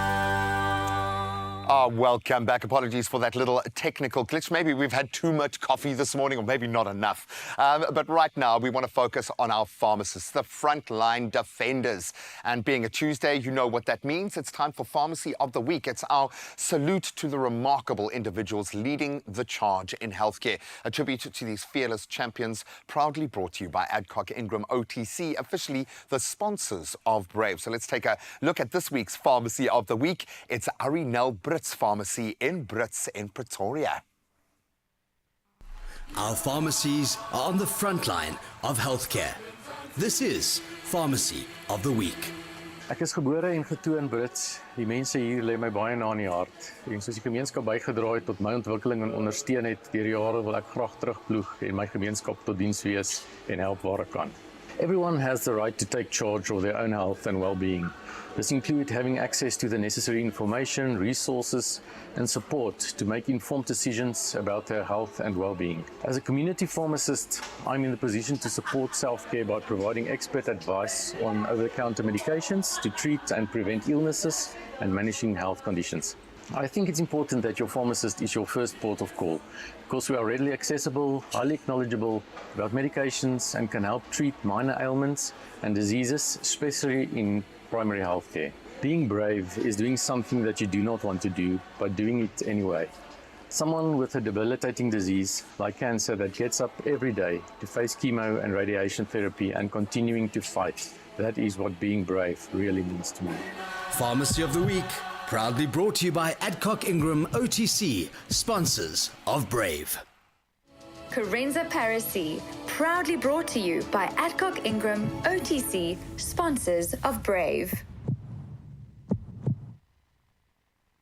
What a service you provide. Thank you so much for your unwavering commitment and tireless efforts to keep our communities healthy, thriving, and safe. We celebrate Pharmacy Month in style. So let's take a moment, if you will, to recognize and truly appreciate the incredible work our pharmacists do for us every single day.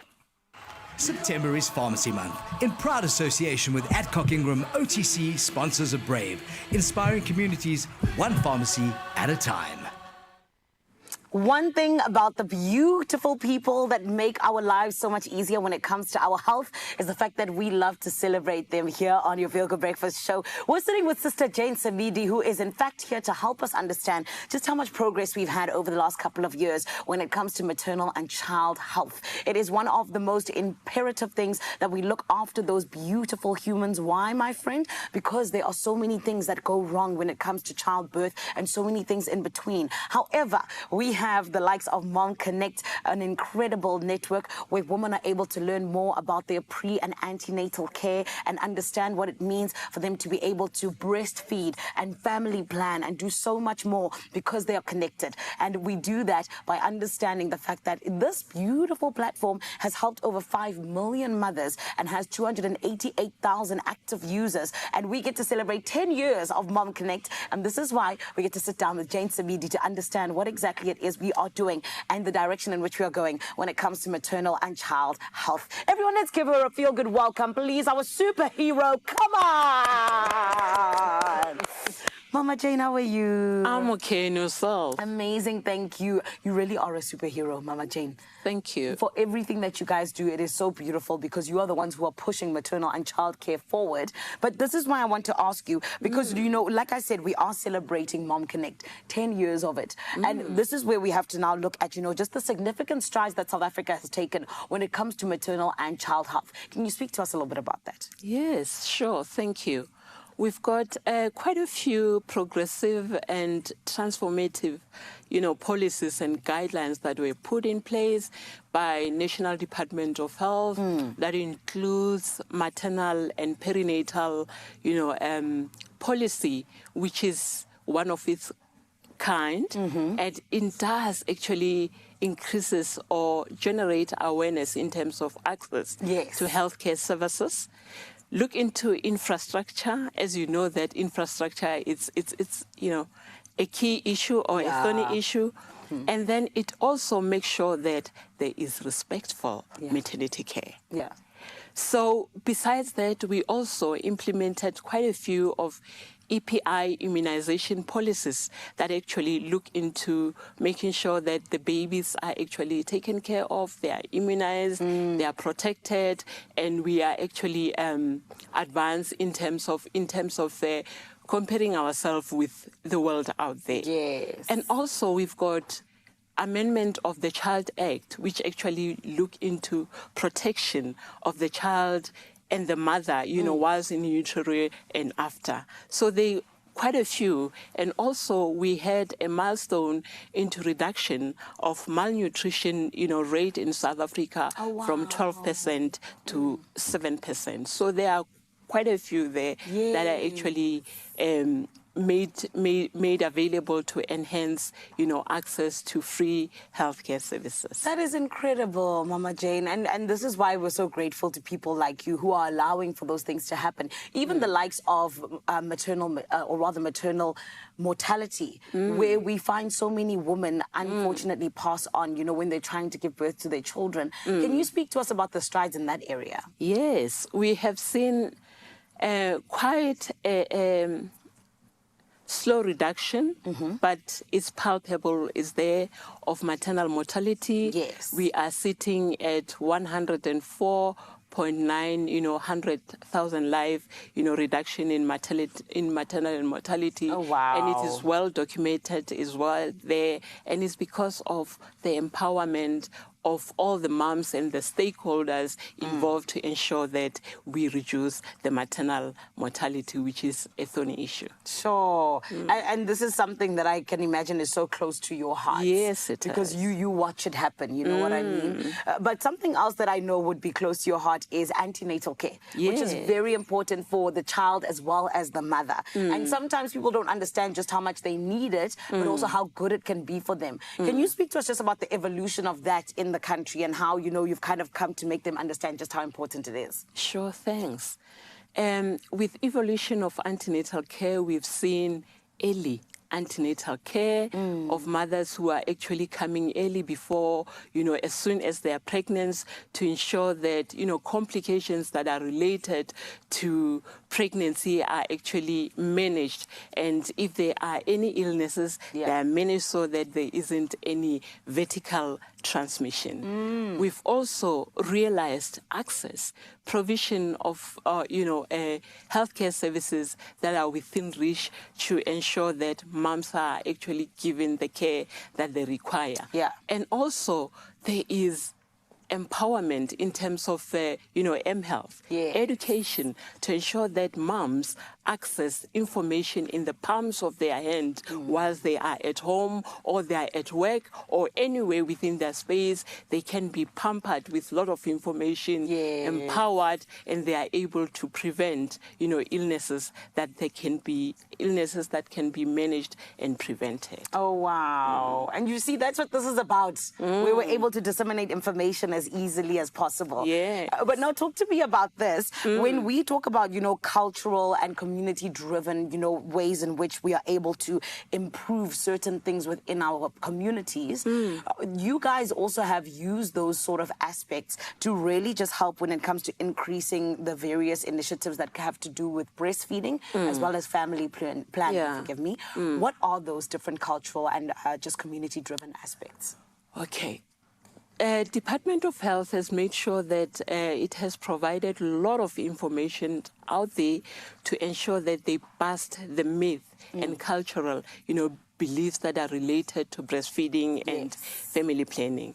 So we have involved the partners so that they can be supportive to and understand, you young girls, to make sure that when you tell them that you're going to use family planning, you are not ready to actually be pregnant, they understand and they become very supportive. Yeah. We have empowered them with the information that is actually there with their language, with the very same phone, which is in the palm, the information in the palm of their hand.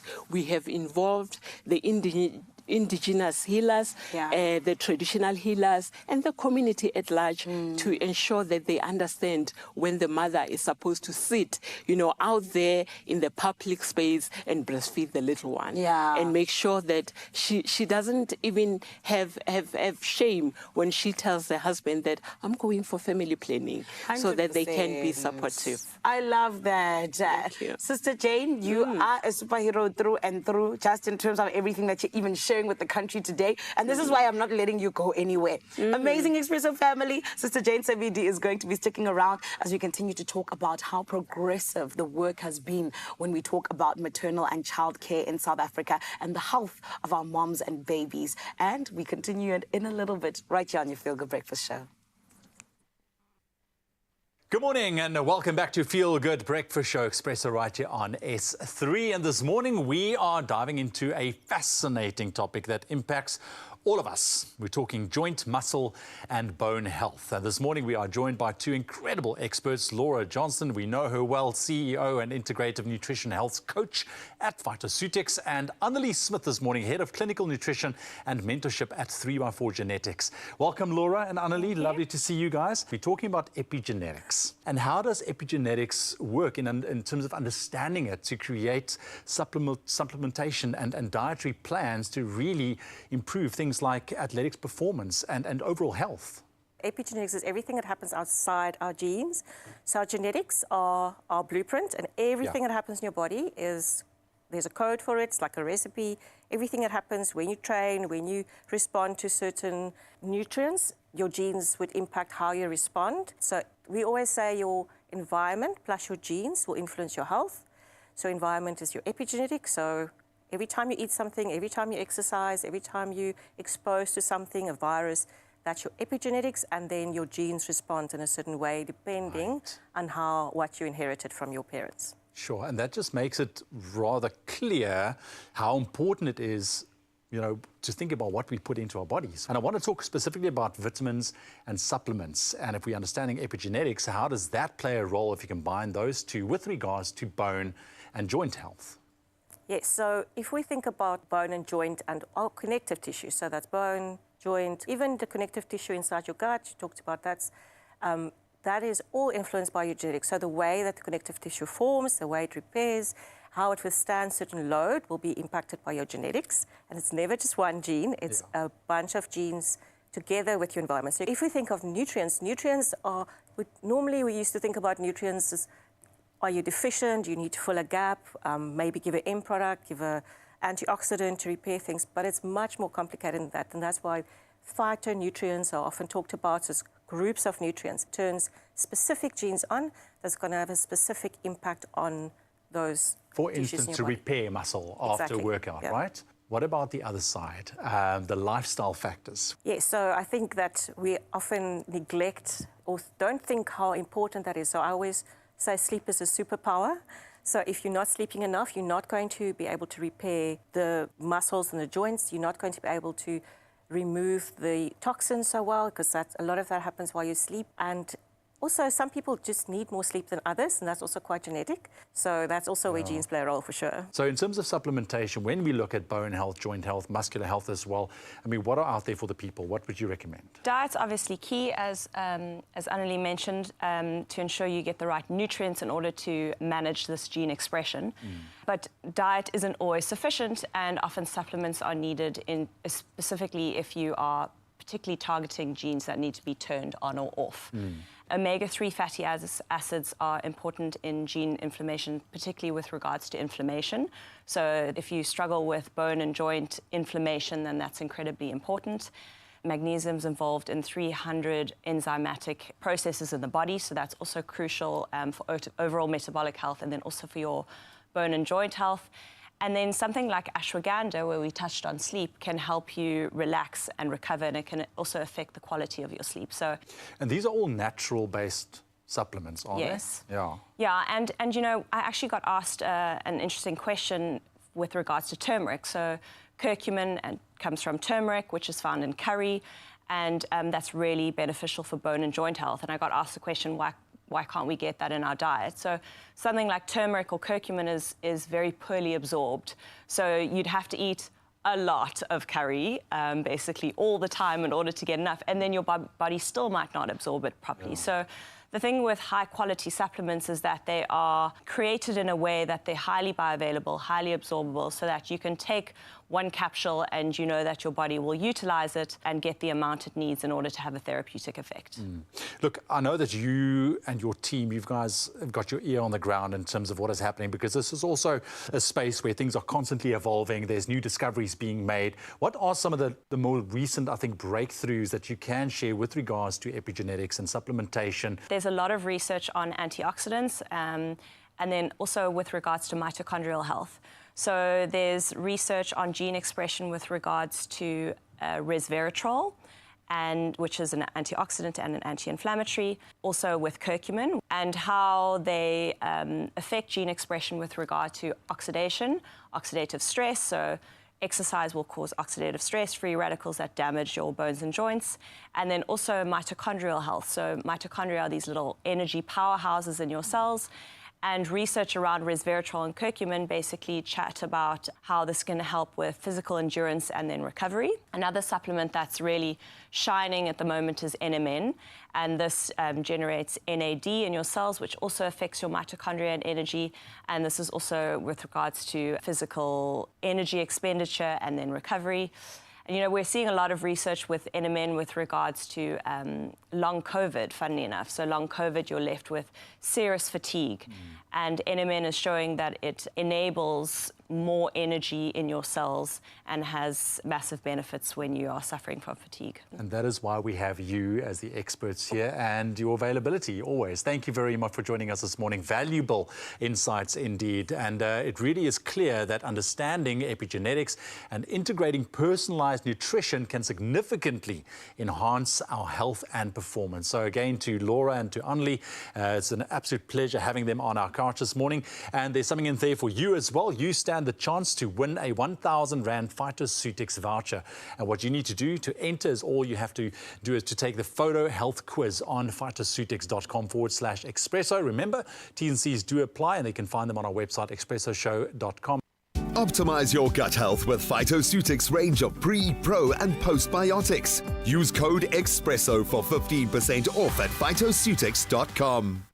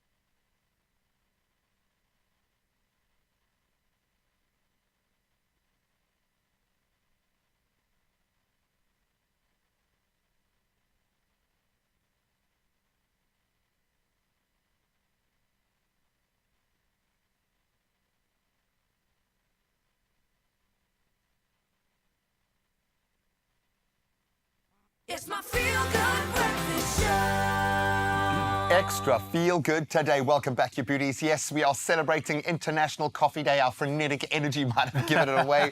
A day dedicated to the coffee industry that we owe so much, and those amazing, tireless members of this community that work so hard to bring us our morning fix every day. Absolutely. And we're going to delve a little bit deeper into coffee this morning as Clem recently visited Tribeca, Willis's coffee supplier, to learn more about the perfect roast. We've had one this morning, but we need to see where it comes from. Let's find out. At 4, sorry.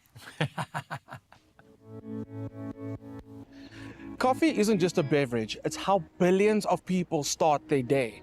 And the art of making coffee itself, that's a ritual on its own. Today I'm at Tribeca Coffee Company's headquarters in Centurion to find out why Woolies coffee is just so good. Janine, quality, innovation and sustainability is never just an option for us at Woolies. It's ingrained in our DNA. Can you tell me how those factors play a role in the coffee that we sell and put on shelf? So at Woolies we have an extensive range of coffee. We have something for everybody. We have beans, ground coffee, pods. So whether you have a bean to cup machine, a mocha pot, or a coffee pod machine, we have a solution for you. So we partner with Tribeca to provide us with consistent quality of a high quality product. Woolies stands for innovation, inspiration, and sustainability, and so does Tribeca. Can you tell me about the partnership, how it began, and how it brewed into this beautiful relationship today? In 1996, the company was founded by incredible visionaries and entrepreneurs. Today, the company has 5 manufacturing plants. I think in 2000, when Woolworths first made contact, Woolworths has always had this whole thing for quality and sustainability, and they saw we shared the same principles, and they realized that through this collaboration we could have this amazing coffee experience for these customers. As part of our sustainability journey, we are starting to roll out the Farming for the Future program at our coffee farmers. But there's a really exciting project on the go. It's taking place in Tanzania, and we're in partnership with Tribeca on this. It's called Project Canopy. And so we are going to be distributing 150,000 disease-resistant seedlings to these farmers. And not only are we going to provide them with the seedlings, it's also going to come with agricultural training. Sarah, you've got a very exciting job. You're actually responsible for traveling the world and sourcing these beans. Now, my brain cannot process how that all happens. Please explain the magic of sourcing beans from all over the world. So Tribeca sources coffee from 10 different origins: Africa, Asia Pacific, and Central and South America. How do you define the perfect coffee bean? So green coffee comes from different origins, different growing conditions, soils, climates, and that defines what goes into the bean and finally what goes into the final cup. So there's only 2 types of coffee beans that are commercially farmed: Robusta and Arabica. And yes, we use 100% Arabica beans in our coffee.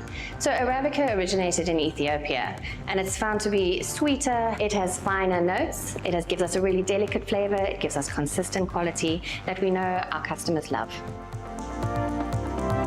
What does single origin mean, and what is it about it that's just the difference? So single origin means coffee that comes from a single geographical region, farm, estate, or origin. So it has a unique characteristic. So a Tanzanian coffee, for example, might be more earthy or chocolatey, where a Colombian might be more fruity or flowery. These different notes, it's unique to that origin. Geoffrey, I've just learned about the coffee green belt. How does the roasting process differ depending on where the bean comes from? So where your beans are grown has a very big influence on how you roast your coffee. For instance, if you have a coffee bean that's a more floral taste, we'll do a lighter roast on it. And then you get a coffee bean that's a little bit more robust, where we'll roast the coffee and we'll just extend it a little bit to get all those flavors out of the coffee that we want. What is the roasting process like when it comes to producing coffee beans? We use air roasters at our facilities, so you have no scorching on the beans that will give you a bitter taste, or a physical flame on the drum that can almost damage your beans as well. This is our grinder. So at this facility we only do grounded coffee. So once the coffee is roasted, it goes up into our silo system, into the grinder, where it goes to the packaging machine. So this is our 250-gram packaging machine. So what happens is the coffee gets dropped into the machine, it gets sealed at the top, it gets a tin tie that goes around the packet, folds it over, and it goes onto the automation line for the guys to start packing it into a box. This one machine does all of that. This one machine. That is amazing. We also produce capsules for Woolies. We have a machine that's basically 90% automated on that process. So basically, once we have roasted the coffee, it's being cleared by QC for production. It goes to the machine, and that's the last time we touch the coffee. You dose your coffee inside, moves over, it gets tampered, then it gets sealed, and then your machine weighs your capsule as well to make sure that the customer gets enough coffee inside his capsule. Once that is done, we have picking arms that pick up the capsules, put it in the line to go to the back to the boxing machine, where your capsules are being boxed 10 inside the box, and then it goes over to your check weigher to ensure again that we don't send 9 capsules instead of 10 into a box, and then we send it to Woolworths. That's an amazing example of how we take tradition and move it into the future. This is the difference.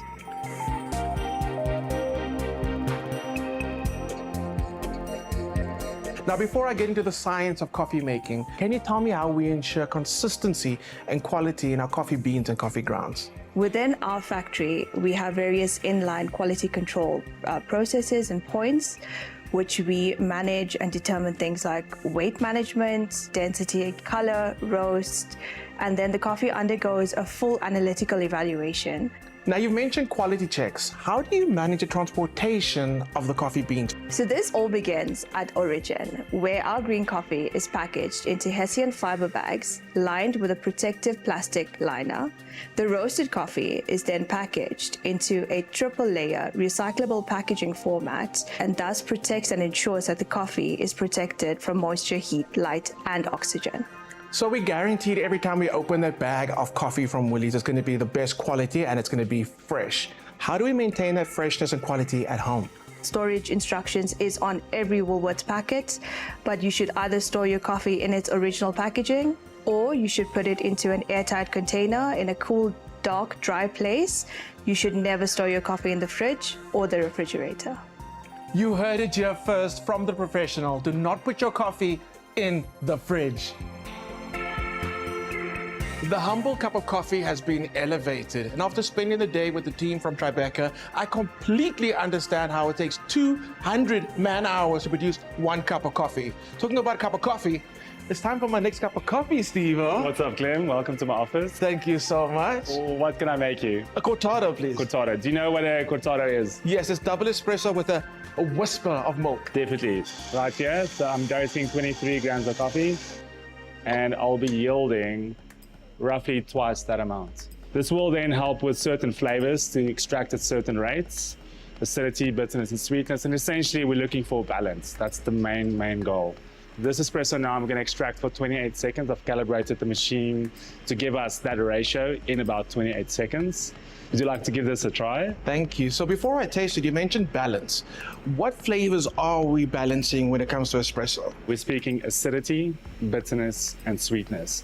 That together with body or mouthfeel, the way the coffee feels in your mouth, it needs to be in a perfect harmony with one another. Oh, and you said balance. This is all about the balance and that viscosity. The way it coats your mouth is absolutely amazing. I can't wait to see the final version of this. So now that you have the perfect espresso, we're actually going to steam milk, and this is where you come in, right? So show me your shop. Sideways. Sideways. Slide it in there. And this is the way I recommend you're holding your milk pitcher. And then submerge the steam one just below the surface. And once it starts burning you, we're going to count 2 seconds, and I will close the steam one. Okay, I'm just going to split the milk so we have the right amount of foam. Okay, we've got the silky milkies. You see that? Okay, we're going to pour it. We're going to try and pour it hot. You ready? Really? Okay. Low and slow, quite high. Then drop down, increase your speed, up and through. I made that. Okay, we made that. You can own it. You can take this one. Oh, thank you. This is honestly the most beautiful cortado, and I think it's even more special because we made it together. And when it comes to all your coffee needs, Woolies have you sorted. From the beans to the grounds to the capsules, your coffee needs are sorted. And after spending the day with the team at Tribeca, I can honestly say The details make all the difference, and they're delicious.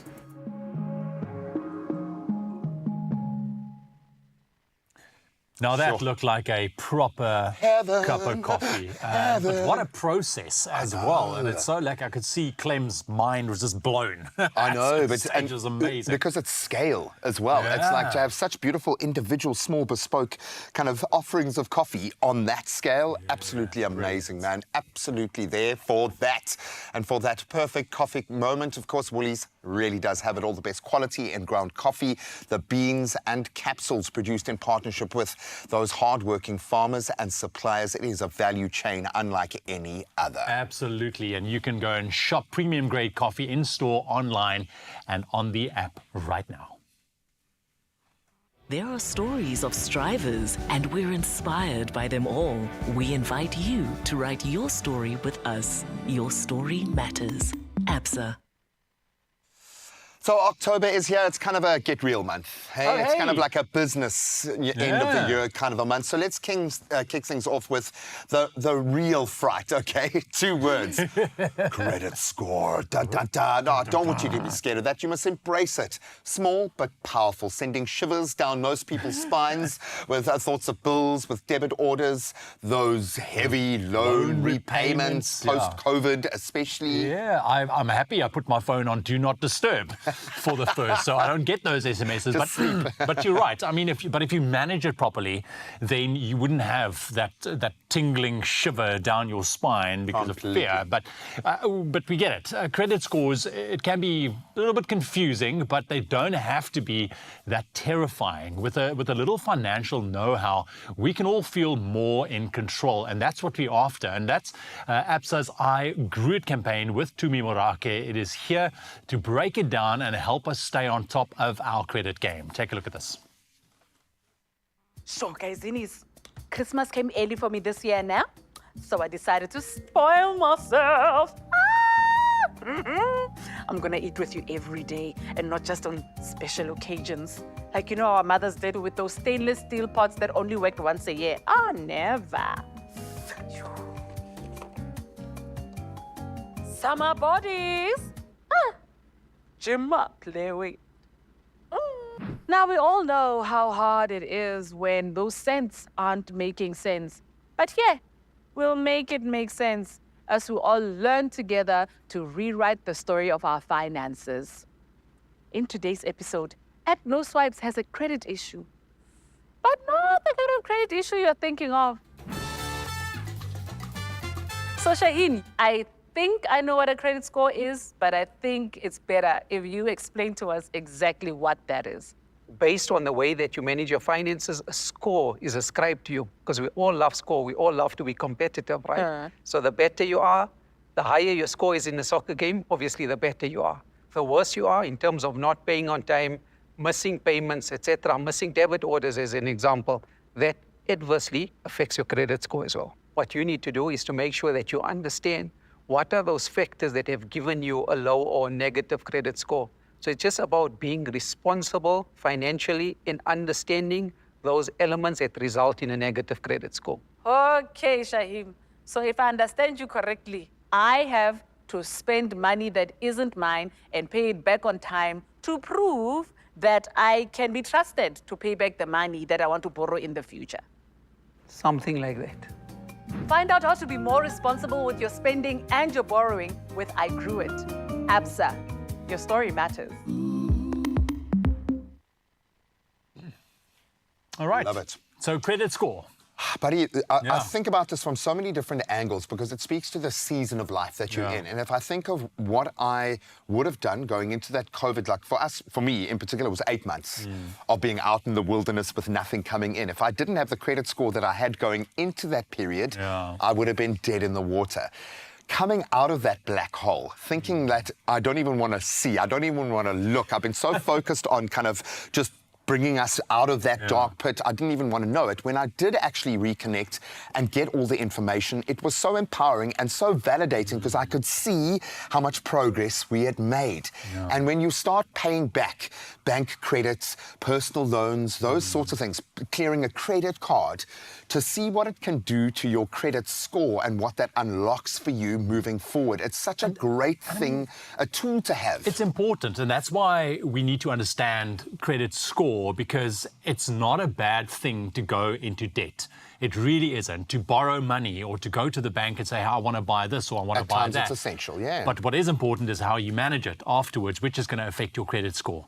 And if you have a good credit score, if you can prove that you are somebody that's reliable in terms of paying off your debts, you can, if you want to buy something new and you don't have the immediate cash funds for it, you can easily then talk to the bank and they'll say, like, well, this guy, well, you know, he's actually, we can depend on him for paying back the debt. So that's why credit score is so important, and that is why it is important for you to manage your debt effectively. I get have how a difficult plan, it is. yeah. Have And a you, plan. in order to do that, you need to be honest with yourself. You really do have to take responsibility for where you are. And it's amazing. Yes, it can be sobering and a little bit terrifying, but it also gives you the tools to be able to move forward. So we want you right now to take those first few steps. Set aside the fear, head over to our socials and let us know your thoughts and your comments, especially if you've got some great stories to reinforce what we're talking about. Let us know what your tips and tricks are for making sure that you pay your bills on time and you can be consistent. Yeah, absolutely. And if you want to catch the full episode, you can get the full breakdown on credit scores. You can go ahead and check out ABSA's YouTube page to level up your financial literacy, because this is really, I think, important, especially in the times that we live now, is to manage your finances properly. And when you see that green, oh, it's so lekker. There are stories of creators, and we're inspired by them all. We invite you to write your story with us. Your story matters. ABSA. Your story matters. We're going to take a very quick break. When we come back, we are going to be talking all things Spring Festival, because believe it or not, that's where we are. That's the time of the year. That's the part of the year where we are. Don't be fooled by the weather, the snow, the storms. It is a change in season, and we are here for that. And we're also here for delicious desserts. And if you like tiramisu, which is, I suppose, the perfect dessert on International World Coffee Day, we're going to put a little spin, as we do, on this favorite dessert. It's a Dalgona whipped tiramisu coffee. Wow. Oh, my word. It might have been created for us. This is all a simulation in my head, I think, this morning on World Coffee Day. Go and get your coffee recharged. We'll see you now.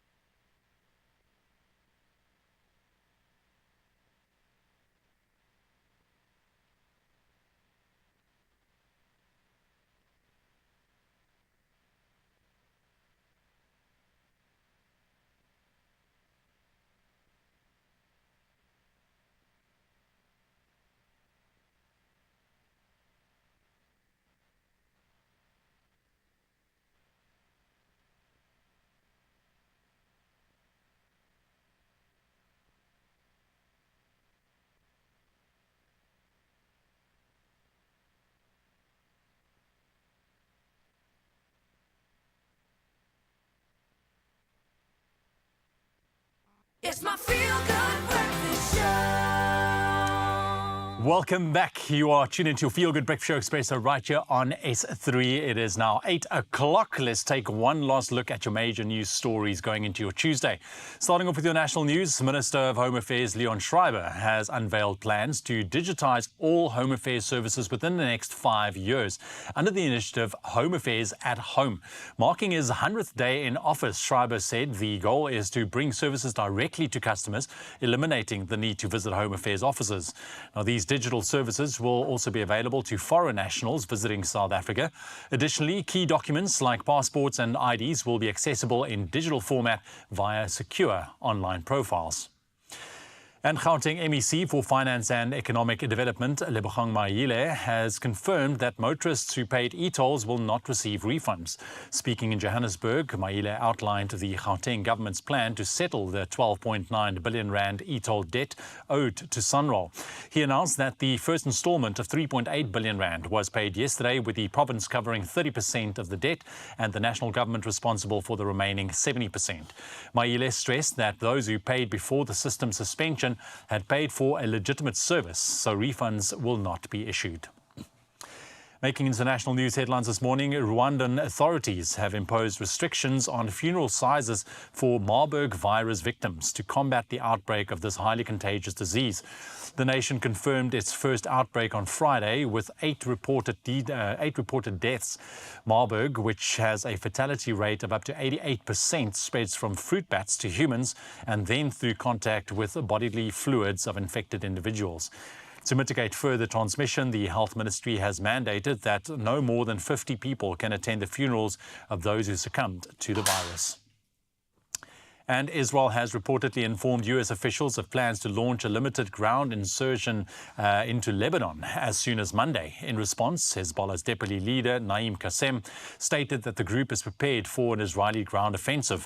Following the death of Hezbollah's leader, Hassan Nasrallah, in an Israeli airstrike on Friday, Qassem announced that the group will elect a new leader shortly to continue the fight against Israel.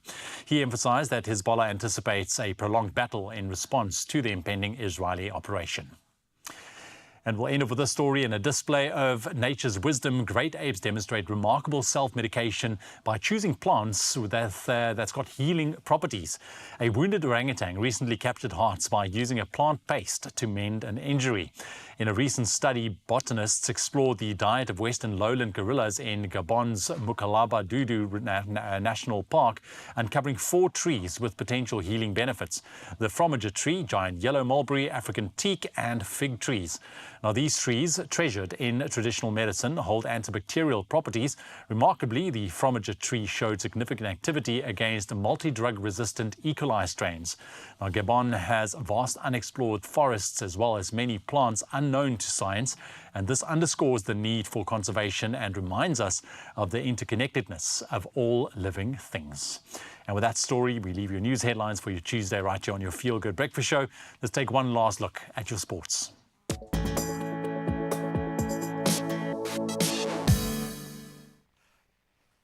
Thank you so much, Ewan. Well, clearly, Real Madrid's medical team reading off the same script as they have pulled something miraculous off and included Kylian Mbappe in their squad for tomorrow's Champions League clash against Lille. That was following a very speedy recovery from his thigh injury. So Mbappe missed Sunday's 1-1 draw with Atletico. That was after sustaining the injury in last week's La Liga clash over Alaves. However, on the flip side of that coin, sadly, Thibaut Courtois will be absent due to a hip muscle injury, and that was suffered in the derby as well. Now on to cricket, and Proteas Test head coach Shukri Conrad has announced a 15-player squad for their 2-match Test series against Bangladesh in October. So Senyoran Mutasamy has been recalled, joining fellow spinners Keshav Maharaj and Dane Pitt. Kagiso Rabada leads the pace attack, while Dane Pedersen and Vian Mulder also included there. And then congratulations to the uncapped batter in this format, at least Matthew Brietzke. His great form being rewarded as he joins the squad. And then Themba Bavuma will captain the team. That series begins on the 21st of this month in Dakar. Now on to tennis, and four-time Grand Slam champion Carlos Alcaraz. He continues his great year. He'll face off against Daniil Medvedev in the China Open semi-finals. That was after both secured straight set wins yesterday. So Alcaraz, the second seed, overcame Karen Khachanov 7-5, 6-2, whilst Medvedev, last year's runner-up, in fact, he defeated Flavio Cobolli 6-2, 6-4. And if we look at their head-to-head, Alcaraz holding a 5-2 advantage in their previous meetings, including that famous Wimbledon semi-final victory earlier this year. And then finally on to Formula One. It's the end of an era for Renault. They will stop producing Formula One engines as of 2026, marking the end of nearly 50 years in Formula One. Alpine, that's Renault's team, confirmed the decision yesterday as well, with Mercedes power units now expected from 2026 onwards. And Renault, which introduced the turbo engine in 1977, went on to win 5 drivers' titles and 6 constructors' championships. And their Formula One engine factory will now be repurposed for future Renault and Alpine car projects. So I think watch that space. But it really is a changing of the guard. And that's where we leave our sporting headlines for this Tuesday morning. Let's get to one last update on the roads.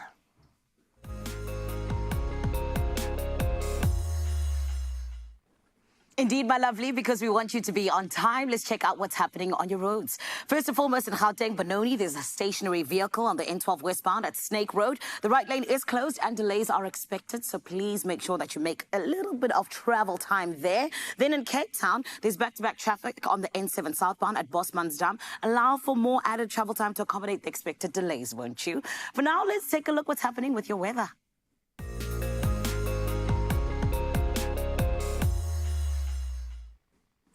Taking a look in contrast to yesterday, then when multiple serious weather warnings were issued, the South African Weather Service has only issued one warning for today. A yellow level 2 warning for damaging waves, which may cause difficulty in navigation at sea, and it's expected between Cape Agulhas and Plettenberg Bay this morning. The Weather Service also warns of very cold, wet and windy conditions in the high-lying areas of the Western Cape and the Northern Cape. These conditions may pose potential risks for vulnerable individuals, livestock and pets. So please do just beware over there. We always ask you, though, to come through on the WhatsApp line 063-408-8863 and show us what's happening on your side of life with your sunrise view. We've got a gorgeous one from Jonathan from Chatsworth doing the Lord's work. We absolutely love it, that beautiful sun that's peeking up behind the trees. You are Picasso with that phone when that's done, and we appreciate it because I always call it your country duty, and we do love to see what is happening on your side. Thank you so much, Jonathan. A huge shout out to you and Chatsworth. For now, let's take a look at what's happening with your temperatures.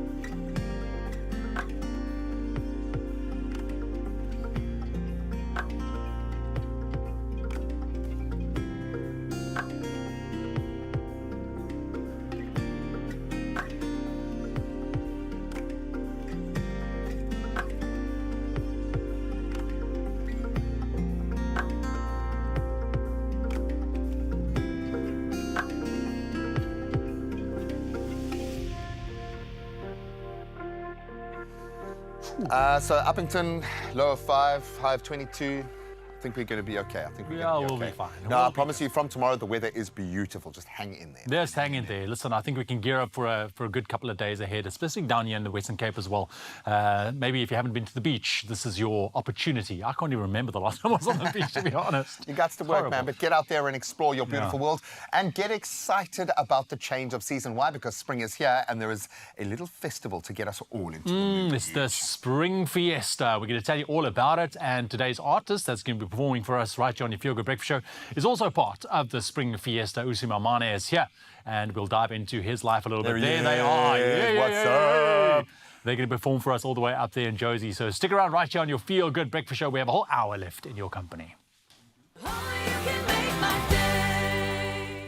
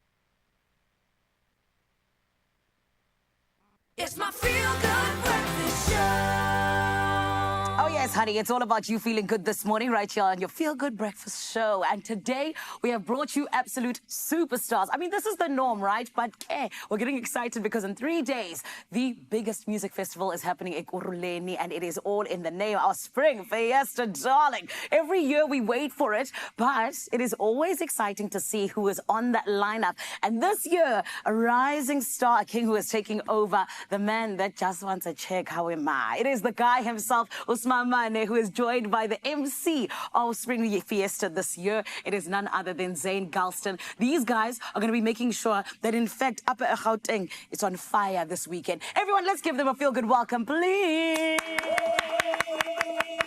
Hello, superstars. Hey, how are you doing? Good, how are you guys? We're good, we're good. That's good. Good. So, Mane, I want to start with you, my king. Okay. From just getting into the business, you know, just needing a check, how am I?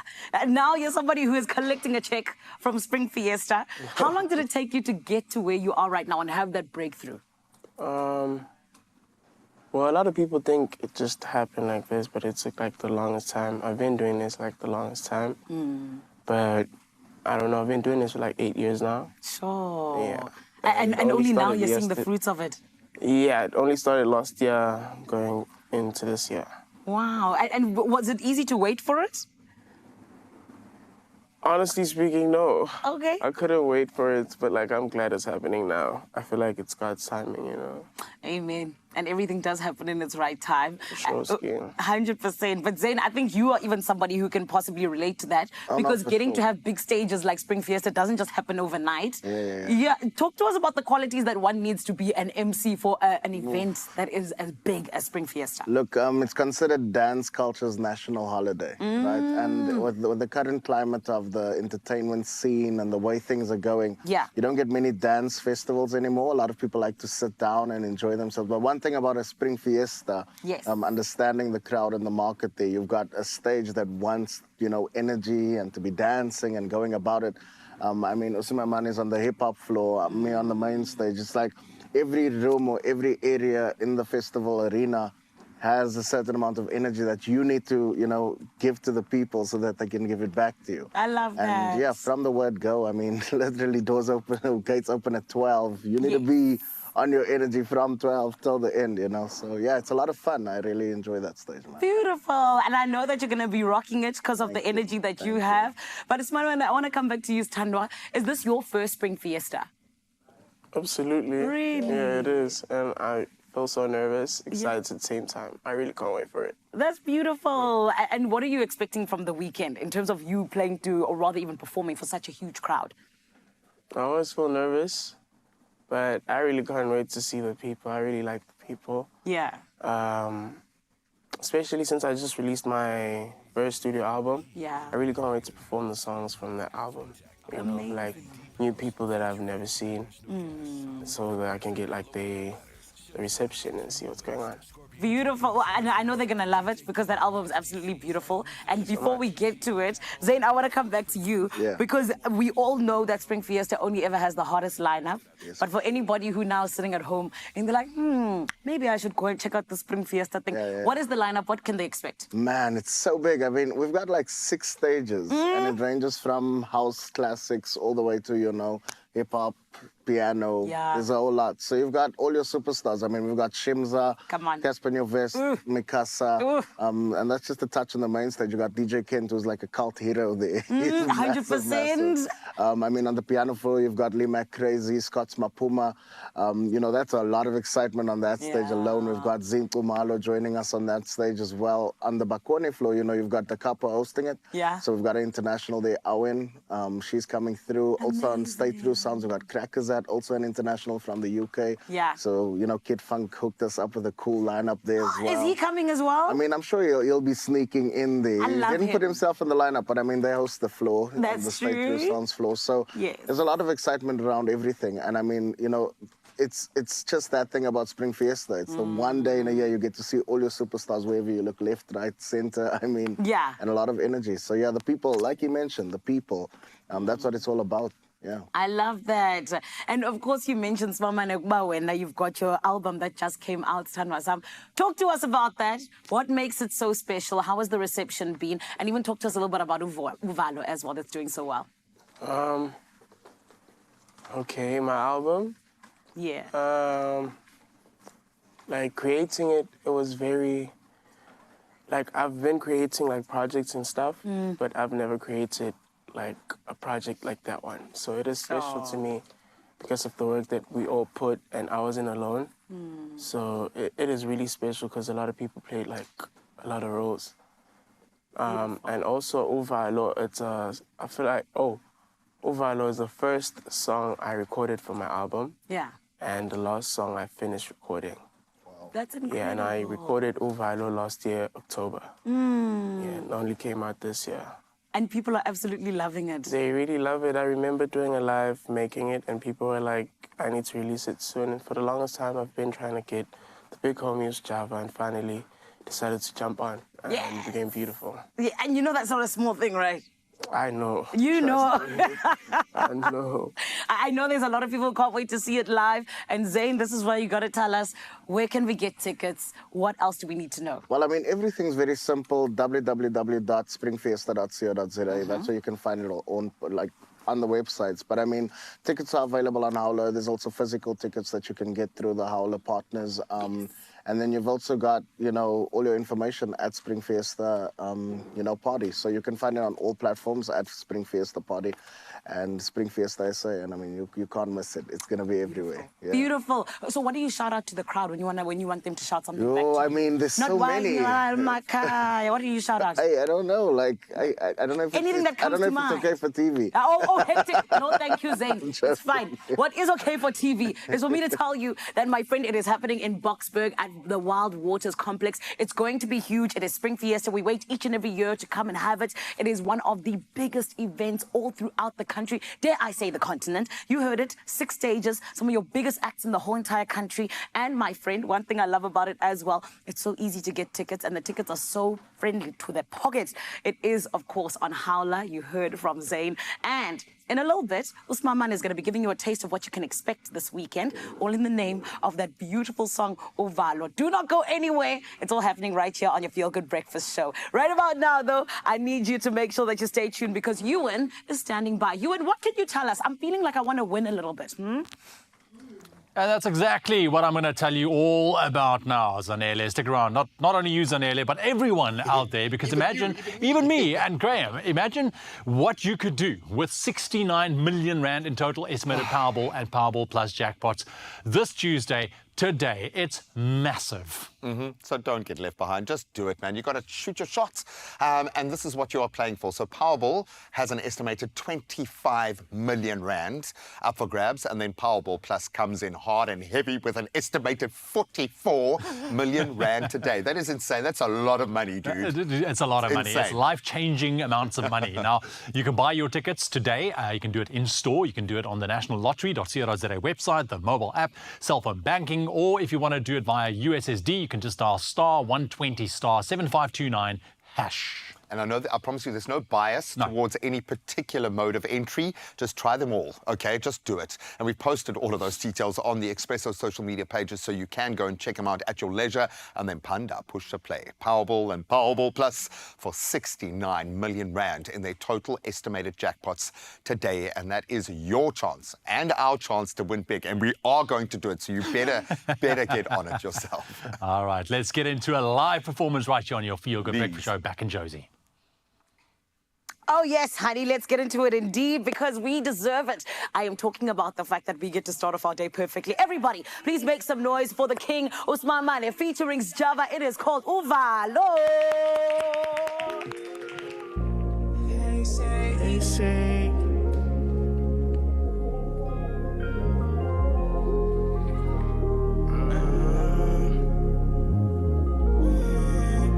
They say.